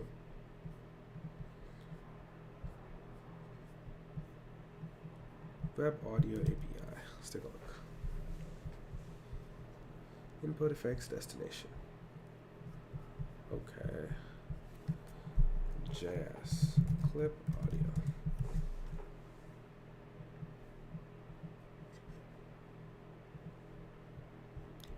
Audio buffer. Plug the audio buffer into an audio buffer source node. Then you can skip the first 3 seconds using the offset parameter. Let's take a look. Source. Create buffer source. Destination. Create media stream destination. Media recorder.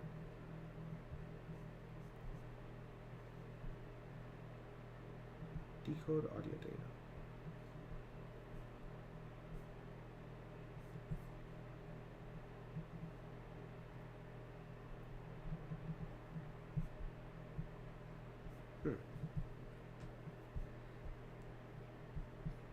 Okay, what is this?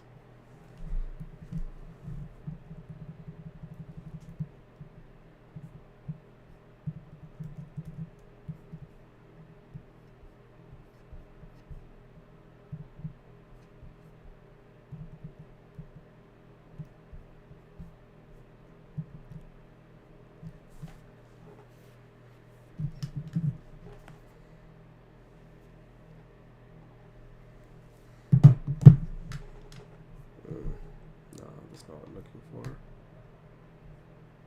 Audio trimming in browser. Let's take a look at this. Audio.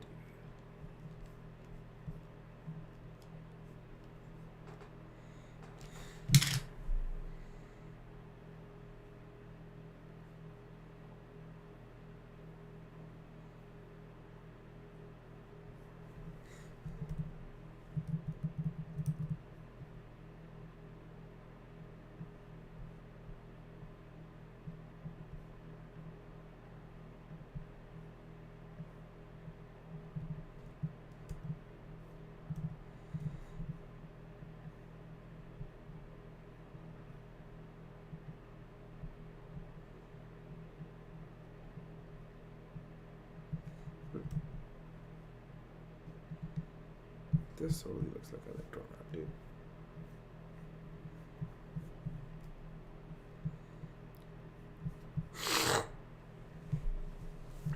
Alright.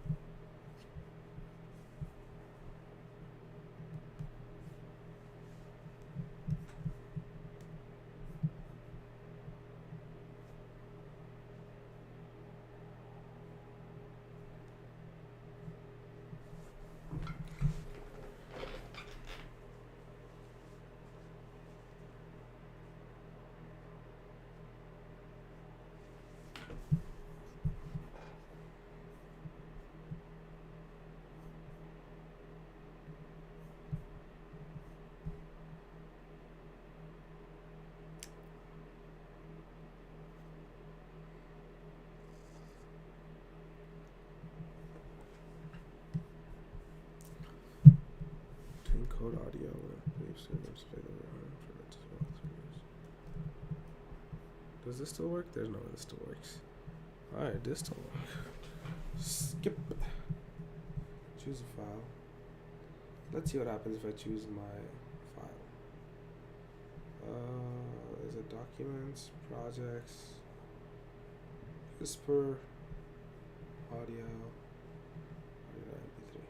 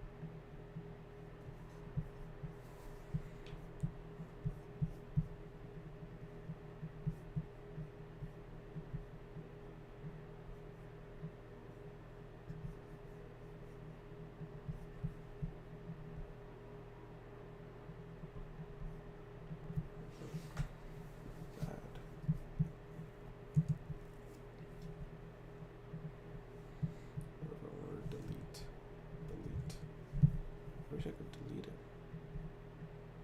Huh.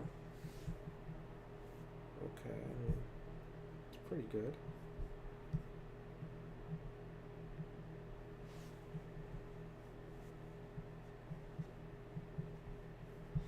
Lame.js to encode audio. MP3 encoder written in JavaScript. All my machine was 25 in real time. Will encode 132 long sample 6.5 seconds. Both on Node and Chrome. Lame.js is rewrite of Jumper 3 code. That's pretty dope.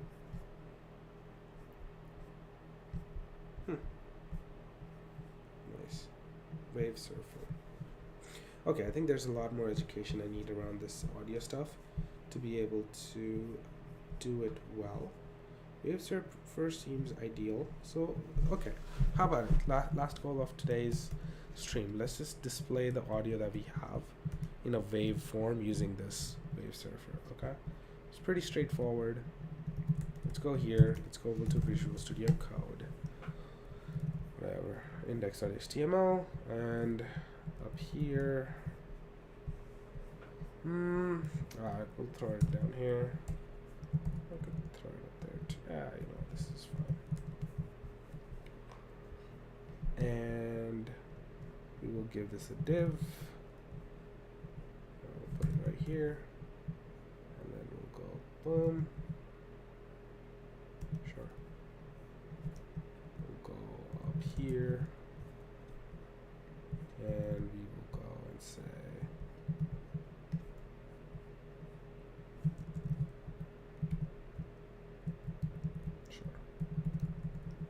audio slash audio dot mp3 audio dot mp3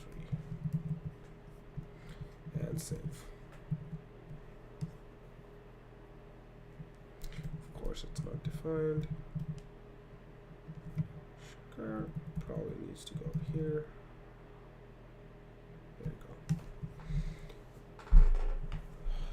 go. Oh, there it is.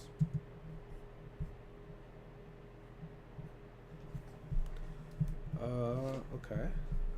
Tutorial. Please give me the tutorial.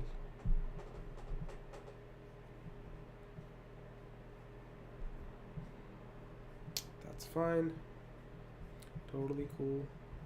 Scroll parent. True. What is that? Create. Okay. This makes sense. This makes sense. On ready. Okay.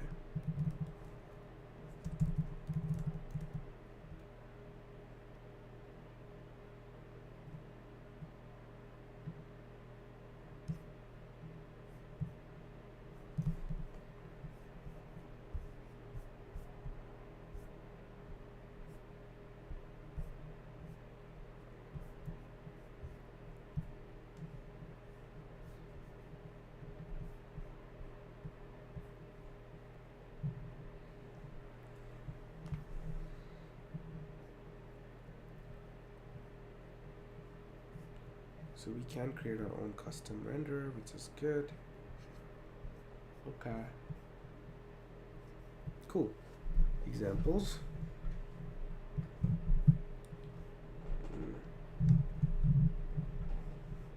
Markers.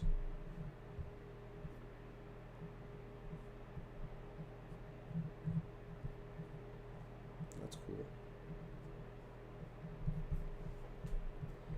Equalizer.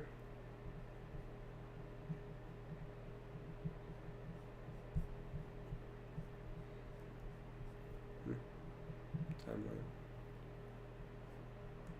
Nice. That's quite good. Angular. What's this?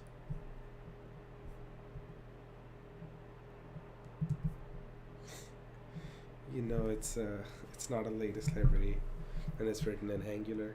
We have Angular example. Cursor.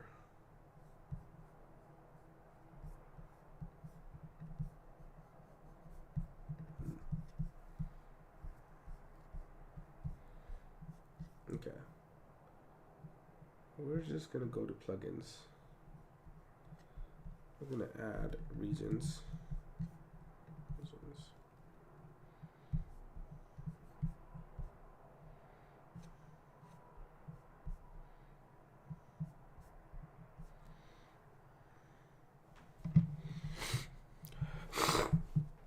Sorry.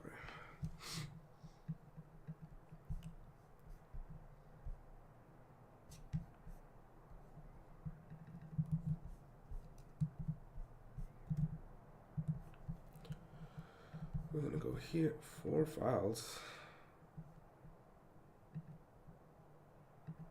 Yeah, that's fine. Okay. Cool.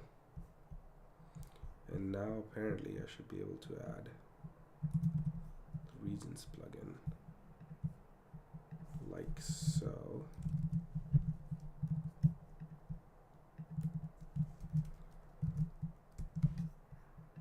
Save on, format on, save. It is on, okay.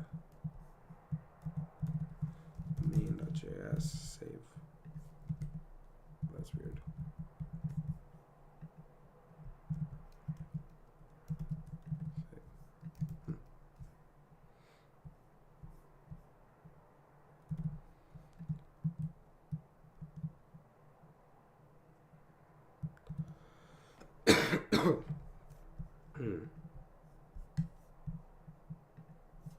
Was it able to fetch?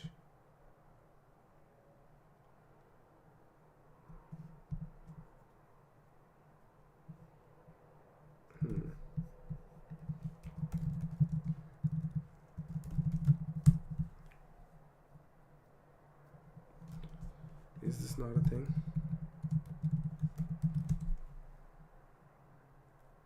It is a thing.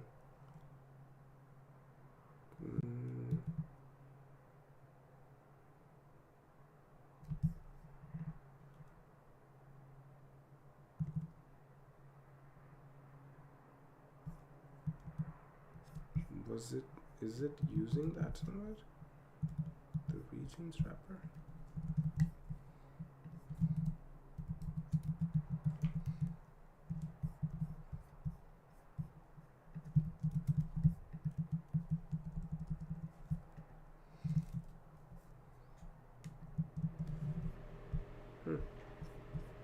Doesn't look like it.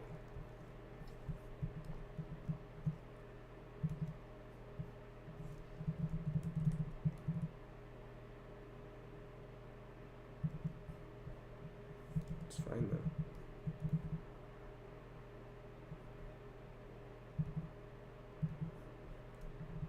Okay, how about I just set a timeout for now?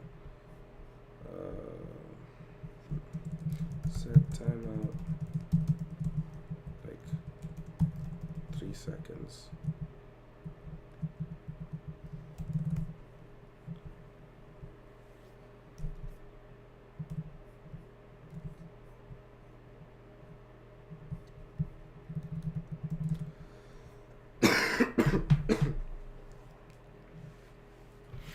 Regions plugin is not defined. Okay, regions.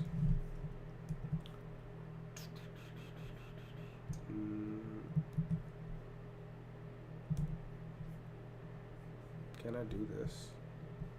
I don't know if I can. Import from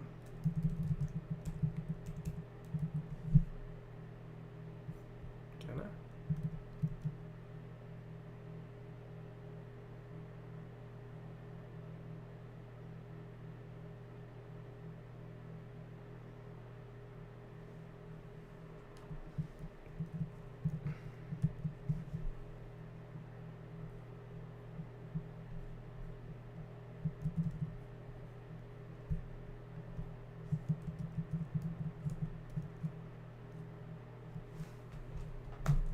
Okay, it's 12 o'clock.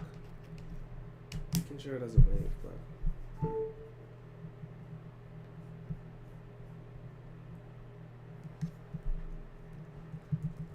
JS module import from URL.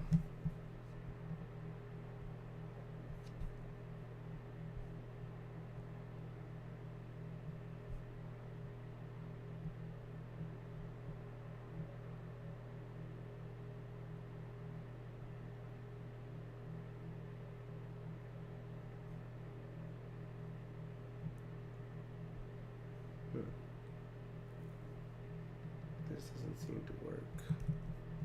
What happens if I remove it from here?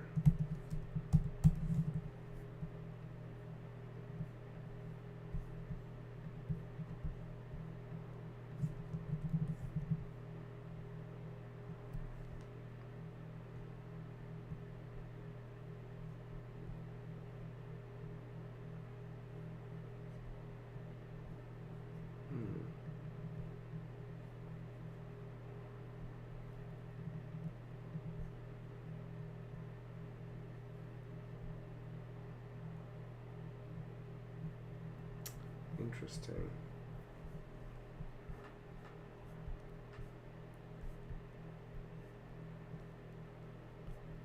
Doesn't seem like I can do that directly right now, but that's okay. I don't need to do that right now. I just want to include it directly.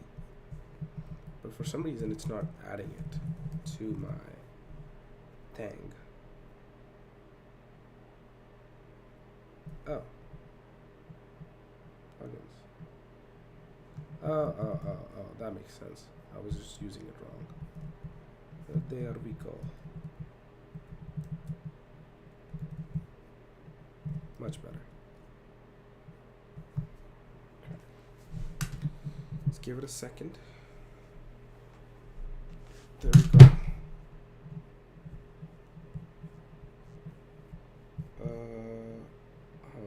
Okay. Now that we have this, now I wanna be able to select. Why are there no controls for this? It's annoying.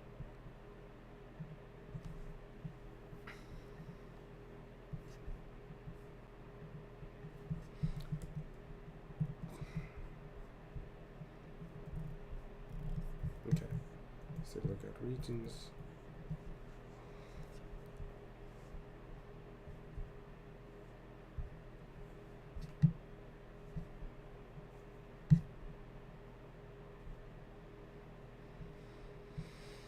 On drag. I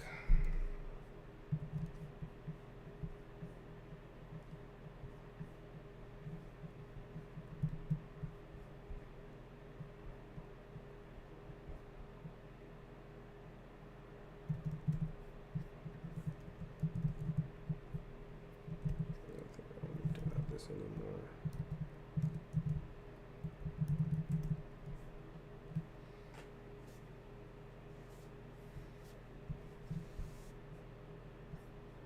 Okay, so let's see how to use this real quick.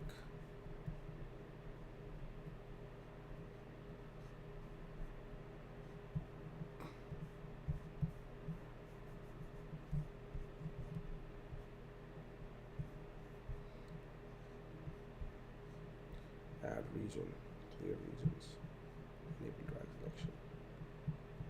Ooh.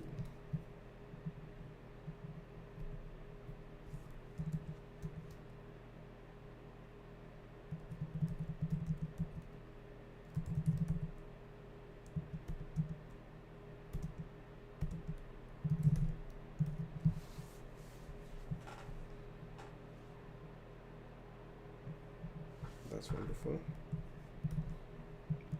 But I only want to allow one at a time. So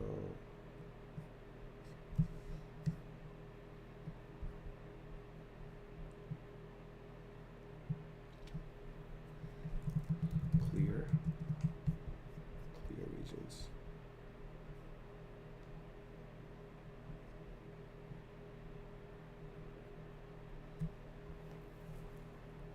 Region out.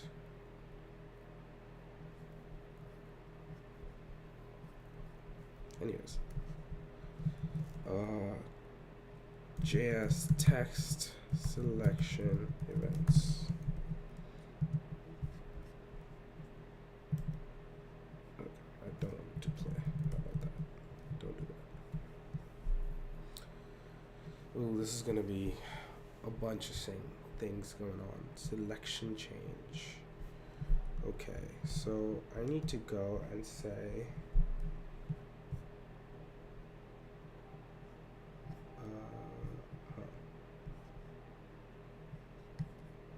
index.html waveform subtitles.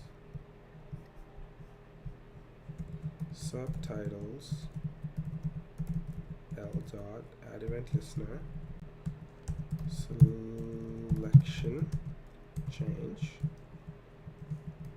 Okay, what does that look like? Document dot get selection. Ooh, I like that, but that probably only gives us the text that is selected, right? Alright, we're just gonna console log out the E, because that's what we do. Format. Why is this not formatting, bro? It's pissing me off.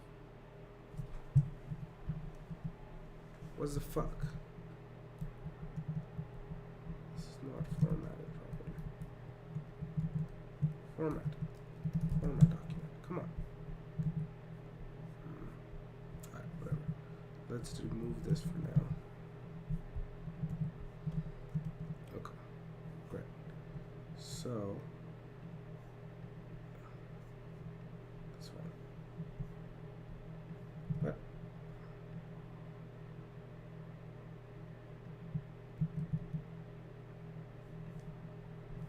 The fuck you mean?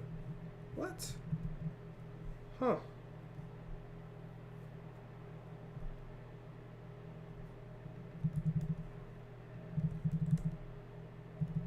I need to add that to the document?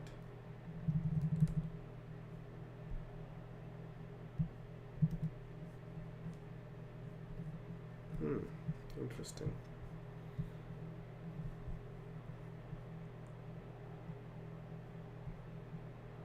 Source.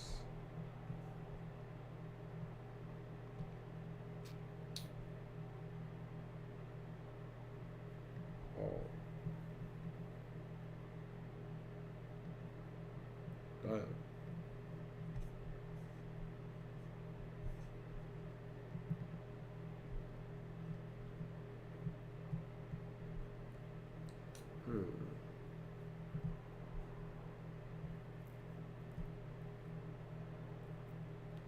How would we do this?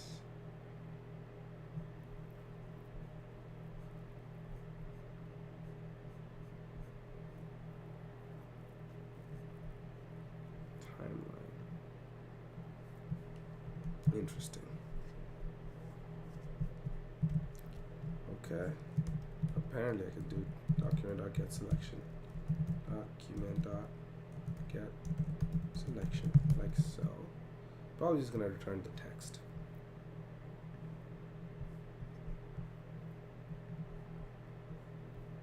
Anchor text.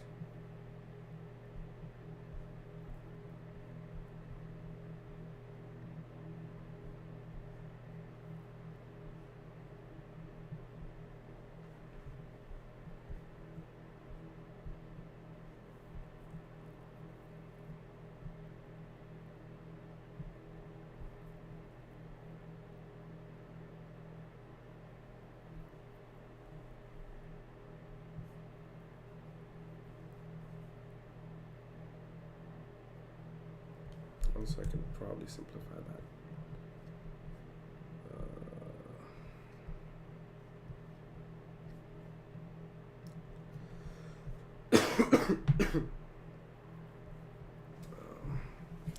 Yeah, I'll think about it later.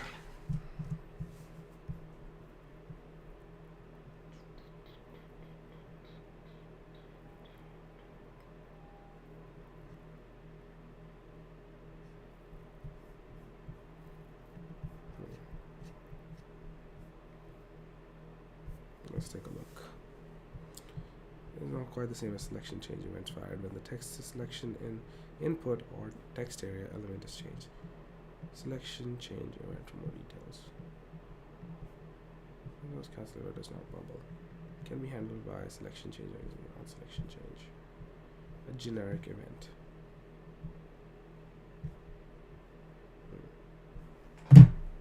Interesting.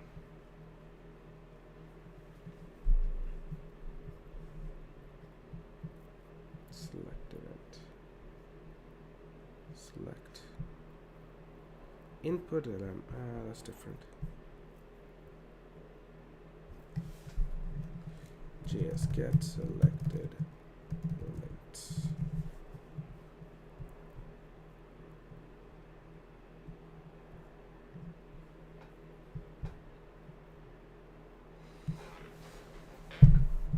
String.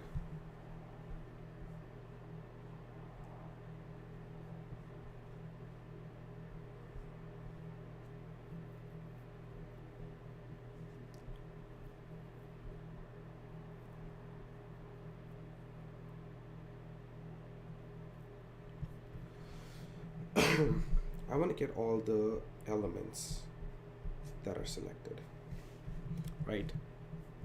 So, oh shit, that's a lot of viewers. What's going on, people? Welcome to the stream. We are building a Descript competitor right now. So if you guys don't know what Descript is, it is this amazing piece of software that allows you to edit your audios and videos using text. So you can just input any audio, it'll transcribe it into text, and you can now edit this like a Google document or any kind of document, and it will edit the audio the same way. So I'm using Whisper to do the same thing with some audio. So I have some audio right here.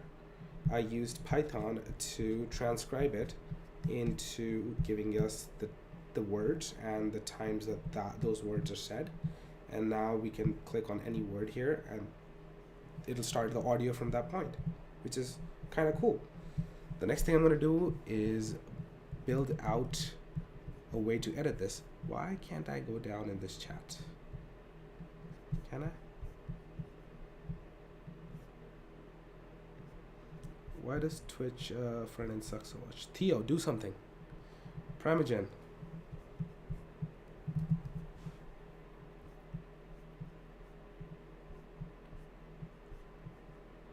Where are you guys at? He says focus. Man is deeply focusing. Focus. Oh, that's neat. That's right, guys. I'm focused. It's 12:18 a.m. here. Where you guys from? Drop it in the chat right now. I'm not a Twitch streamer, but we do this for fun. We do this for fun. Should be pretty fun. We're building a multi-million-dollar company here right now. So you guys are, you guys are witnessing something very interesting. That's amazing. I don't even know what raids are. I'm just happy to see everyone here.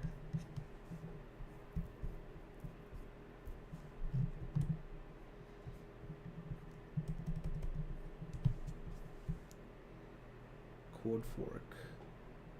3 creepio. That's dope. Alright, we're gonna make it look nice later, but for now, actually, I'll show you guys something cool that I've also figured out, which is waveforms. Check this out. We've also created waveforms out of this text.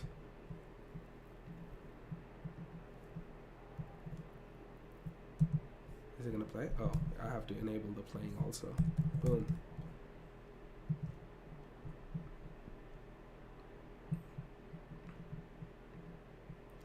And we can select audio, parts of this audio.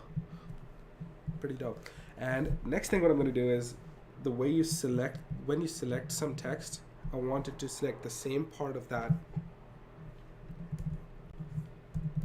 Okay, so when I select some text on here, I wanted to select the same part of the text, but in the audio part. So like in Wave, I wanted to have it selected the same selection. So yeah, that's what we're doing here. If anybody knows how to figure out what elements are selected, that'll be greatly appreciated. Type range, anchor node, base node, extend node. Ooh.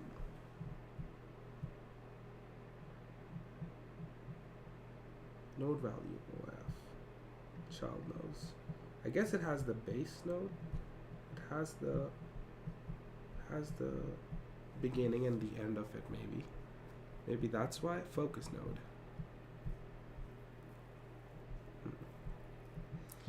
How can I just get all the elements that are selected right now?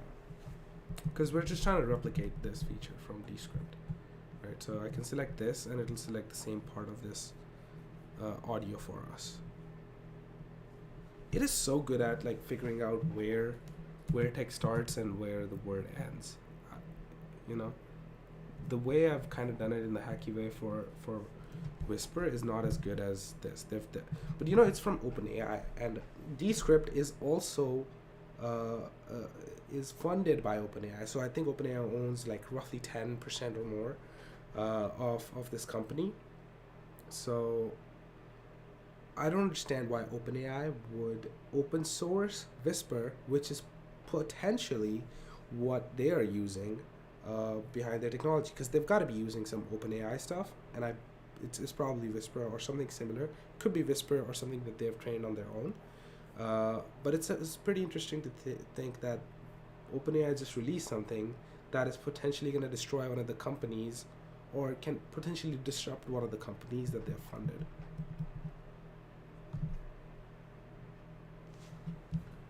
Binary depth.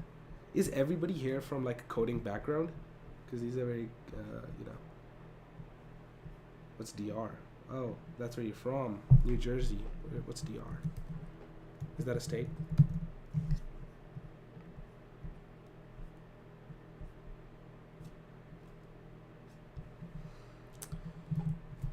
Probably not.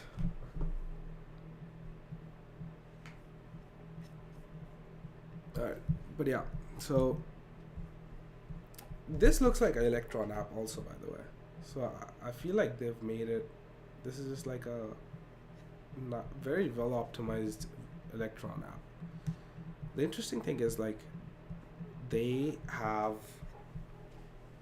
started to add more video editing features as part of this, but it could be way better in my opinion, right? So we could make some really cool animations and add-ons and all sorts of things on top of this, but they haven't done so. On another stream, I'm currently in the process of building my own video editor, so I have full control over everything within that video editor, and then I'm going to combine it with this stuff, and one of the features is going to be very nicely animated captions and being able to edit the video using text. So this is all just going to come together really well, and it's going to be pretty cool. Maybe index each word captured on click as the starting index, mouse up as the last index.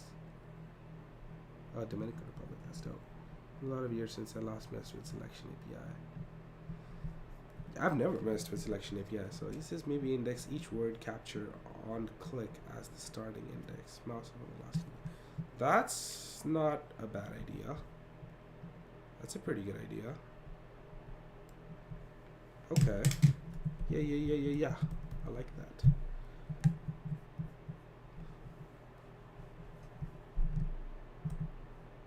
Okay.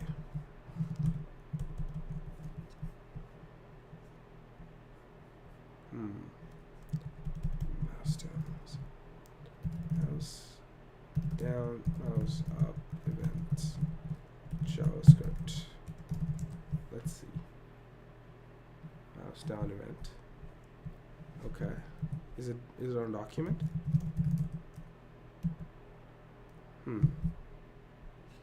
I guess I could just attach it to the words, right? Yeah, let's just do that for now, and then we can try to think about like optimizing it later. Okay, great. So I'm adding all the text here. So span dot add event listener. Oops. Add event listener, not mouse over, but mouse.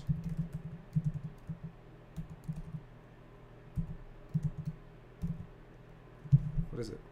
Mouse down. Okay. Oops. Mouse down. And let's just take a look at console.log. Mouse down. Actually, I could just go console. Oops. Oh my god. Console.log e.target.src.text.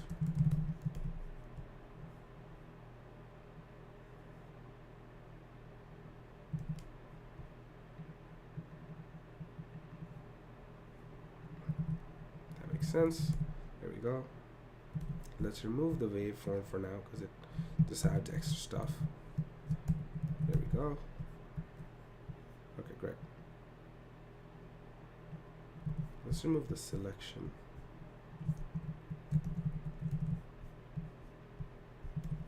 Okay, mouse down. Target E dot. There we go.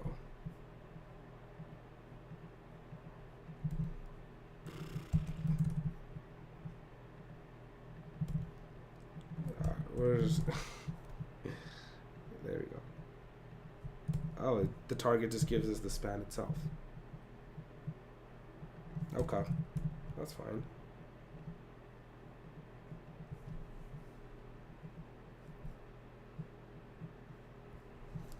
That's fine, because we also have the index directly in this function, so we could use that directly. We don't need to worry about getting that information back from the thing itself, which is fantastic for us. So I have the index right here. Beautiful. And technically, if I want, we can keep track of the selection state right here. So if I click on something,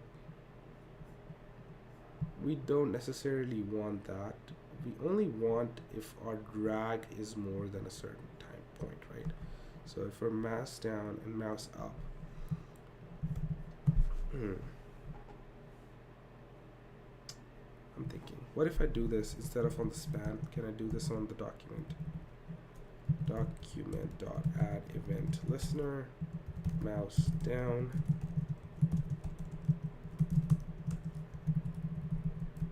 And does this give us e.target? This is going to give us more control over checking for things. Yeah, okay. We still have access to those things. So technically, might not be the best way to do this, but add data tag, data segment IDX, beautiful. Sometimes I love Copilot. Stuff is great. So now technically we can have access to the index from right here, and we just need, okay, now like, do we want to detect the drag ourselves? Document dot add event listener, mouse down. Do we get a target on this? That'll be very interesting. So okay, mouse up.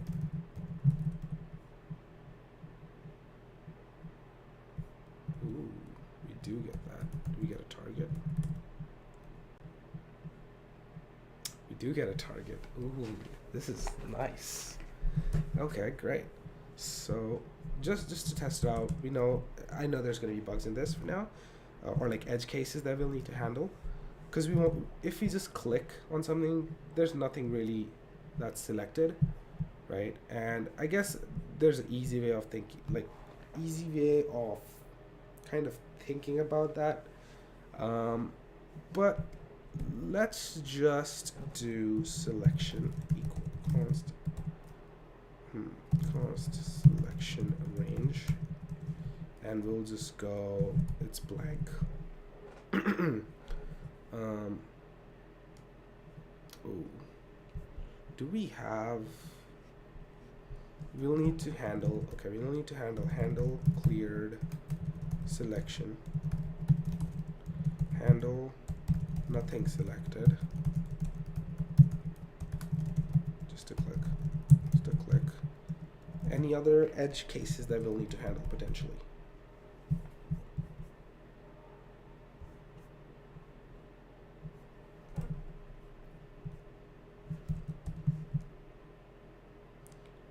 Okay, let's just do this once. So if I select these two things, now I have the starting index and the end index, which is fantastic. So we'll go to selection, current selection range.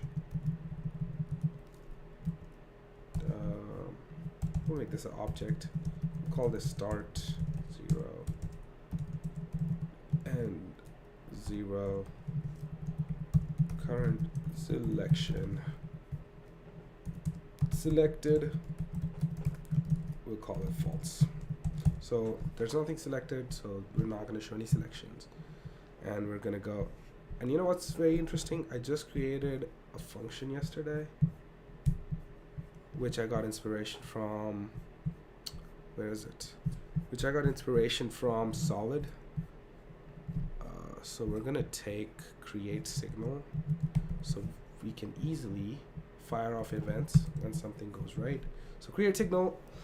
Okay, quick explanation of what a create signal is. So create signal is an easy way to keep track of values and fire off events when that value changes. So for example, I have create signal. This is the video editor code. Okay, so play state. So the create signal takes the initial state and returns three different things. One thing is a getter, a setter, and on play state, so a callback function. So I can set this whenever the set play state function is called, the callback function is also called, and the get play state function is not called again, but probably should be, because that's what happens in Solid.js. I'll think about that later, but for now this is all we need. So instead of having current selection like this, we're just going to have create signal, and we're just going to have current selection, set current selection, and on current selection change.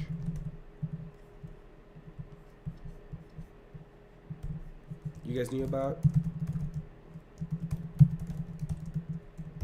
on current selection change. Wow, wow, wow, wow. Beautiful, beautiful.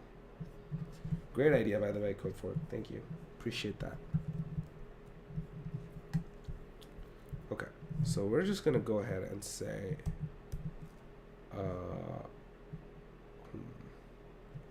set current selection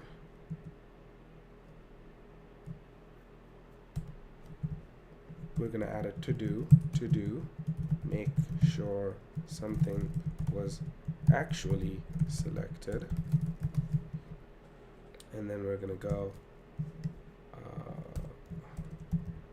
get current or current selection comma start e.target.dataset. No. Get tag. What is it? Get data.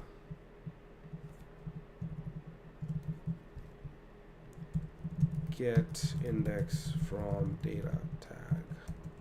Attribute. Oops.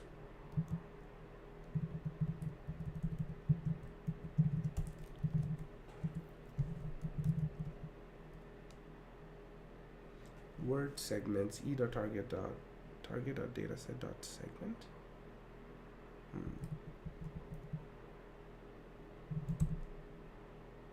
Yeah, there it is.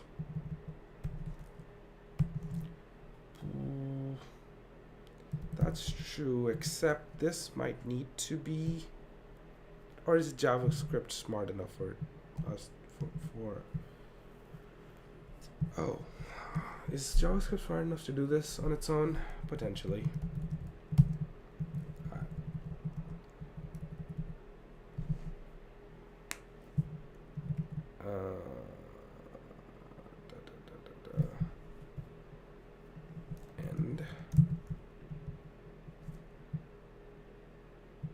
And we'll add a on current selection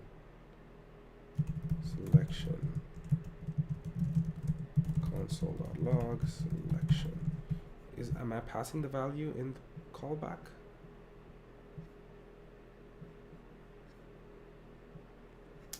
Set get callbacks. Yeah, I am passing it. Okay, great. So on selection change, we should have, sure. You don't need this. Okay. Now we should have selection when I select something.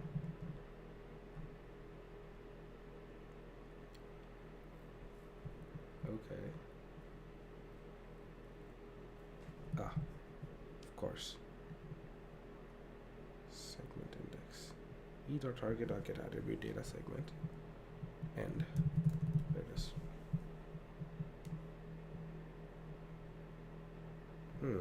End is undefined. Even though I'm getting this. e.target.get attribute data segment.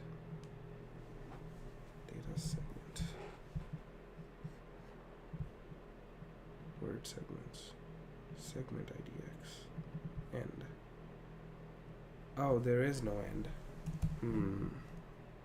Damn. There's no end position. Something I'll have to add. To do. Add end position for words. That's very interesting, actually. Okay, anyways, for now, let's do this.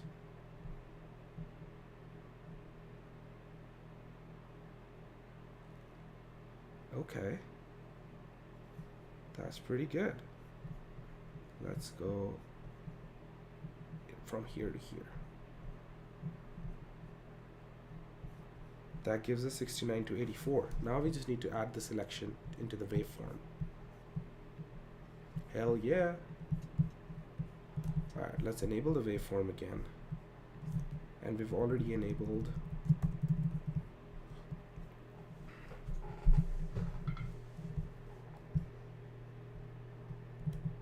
oh yeah, baby.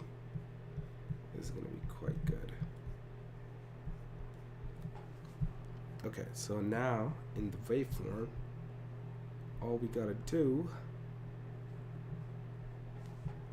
we need to add a region, which is pretty straightforward. If you look at the add region options, or the options, start and end right here. Okay, so I just need to go ahead and say wavesurfer dot add region. We can do this on current selection change. No. We need to say add wave. Alright. Wavesurfer dot add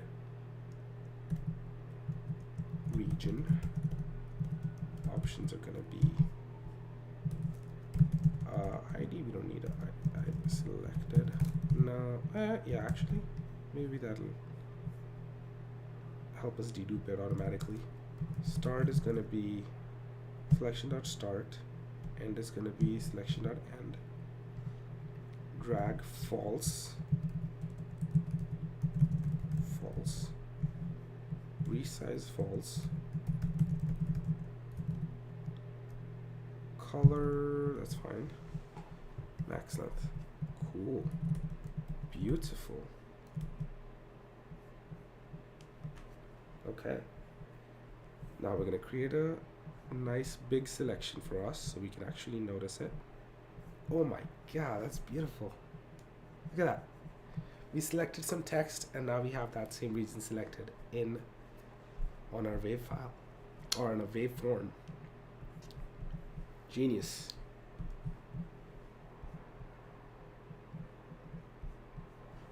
Wait. Damn, why is this text? Oh. What if I just delete this? Is that gonna fix my chat issue?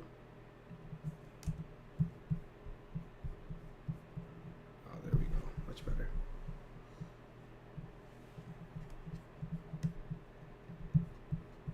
Yeah, please do. Okay, the thing we need to do now, I want to play this region. Is that possible? How do I play a region? Plays a region once from start to end. But how do I do that?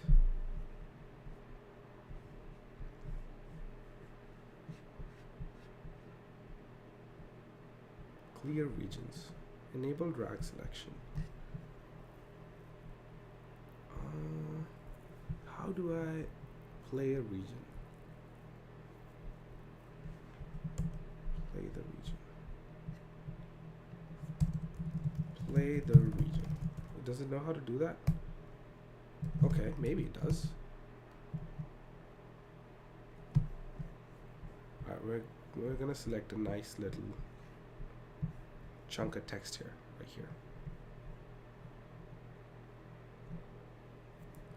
Play region is not a function. He's just guessing the API. That's hilarious. Okay. Can we do this? Maybe.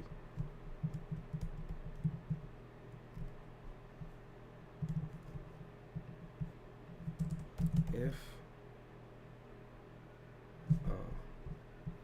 let's set selected equals to true. Here we'll set selected equals to false. And we will say if not selection, not selected, return. And let's see if we can do this.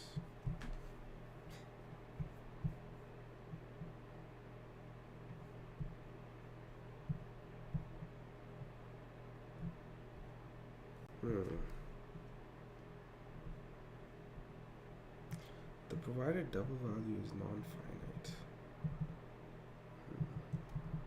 How do I play a region? Region methods. Does this const region? Does this return us a region? Console.log region. And maybe I can say region.play.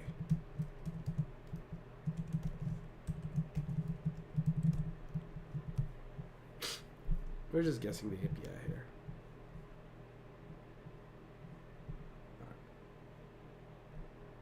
Oh, there it is.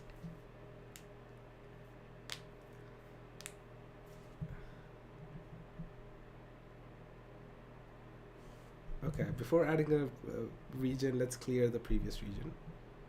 So if that is the case, right here, wave surfer clear regions, beautiful.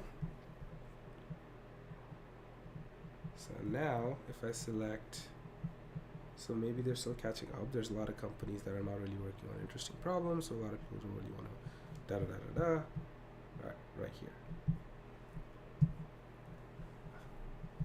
Ooh.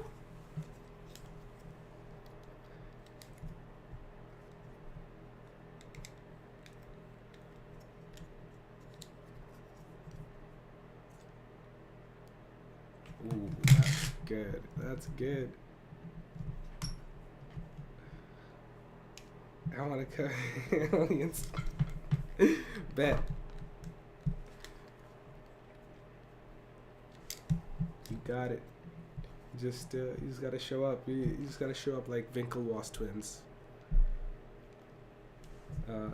just like they had, you just gotta be a rowing champion and have,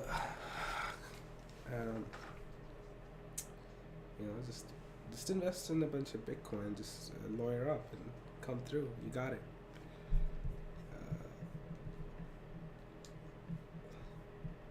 Can't read properties. Start. So if I select something random, of course, like we shouldn't, if the thing doesn't have this data segment, if no segment IDX, better to do if segment IDX equals null instead of that. This is where JavaScript's a little interesting. What is 0 equals null? It shouldn't be. Yeah, okay, we're good. Yup. And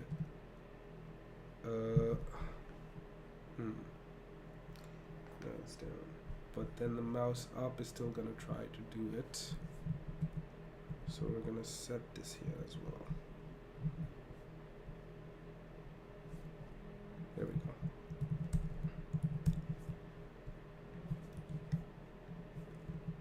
Okay, this should help us. We've got some to-dos. In position. Make something was selected. I think this should allow us to basically check if something was selected. To do clear selection. To do. We need to handle cleared selection. Handle just a click. Yeah, the handle is still just, it's gonna select.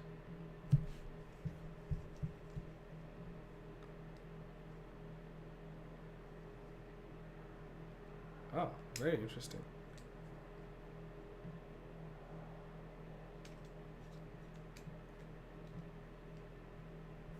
If the start and end are the same, it's just not a region, huh? Very interesting.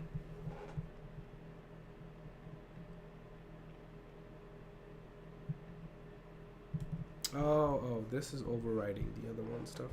So I have an on-click set on them. I can work with that actually. I don't mind it.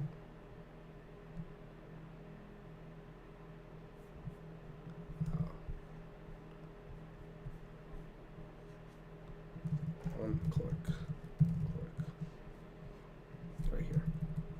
Let's remove this for now.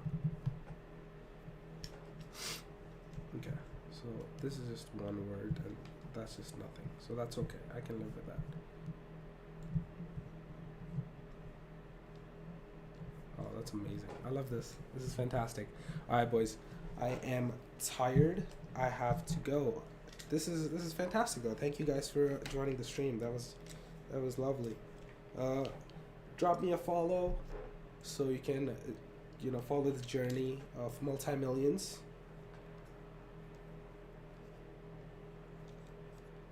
Do you have Discord or LinkedIn? Yeah, I got a Discord. Let's see. LinkedIn. Let me drop my LinkedIn for you guys. Good old LinkedIn.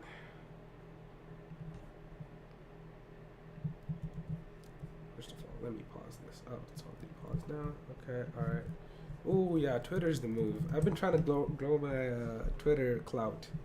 Go follow me on Twitter and I'll follow you guys back. I'm trying to get that Twitter clout. That's a good place to reach me. I've been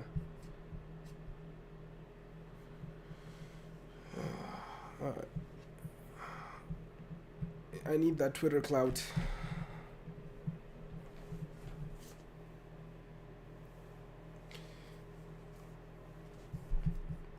I honestly don't want to go. This is fantastic. 28 viewers. It's amazing.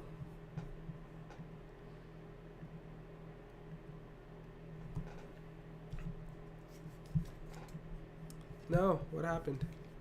There we go. Oh shit. Did my laptop finally give up? Is it too much for it to handle now? GG's were followed. Yeah, thank you guys for dropping by. You guys still haven't followed. So sad.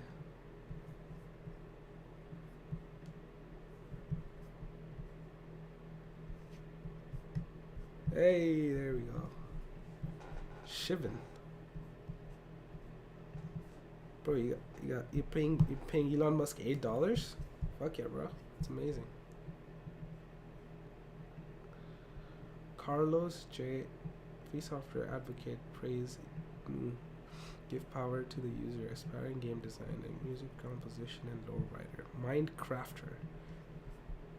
That's sick. I'm fully prepared to write an embarrassing code this year. Who's with me? I'm with you, man. I'm with you. I want to tweet out that Copilot helps you write terrible code faster. That's my opinion. I think it's just like I used to be like, oh, I don't want to write this code terribly because that's a lot of wasted time. But now I'm like, I can write terrible code much faster than I can write good code. So let me just like, because 50% of it, Copilot is gonna help me write anyways.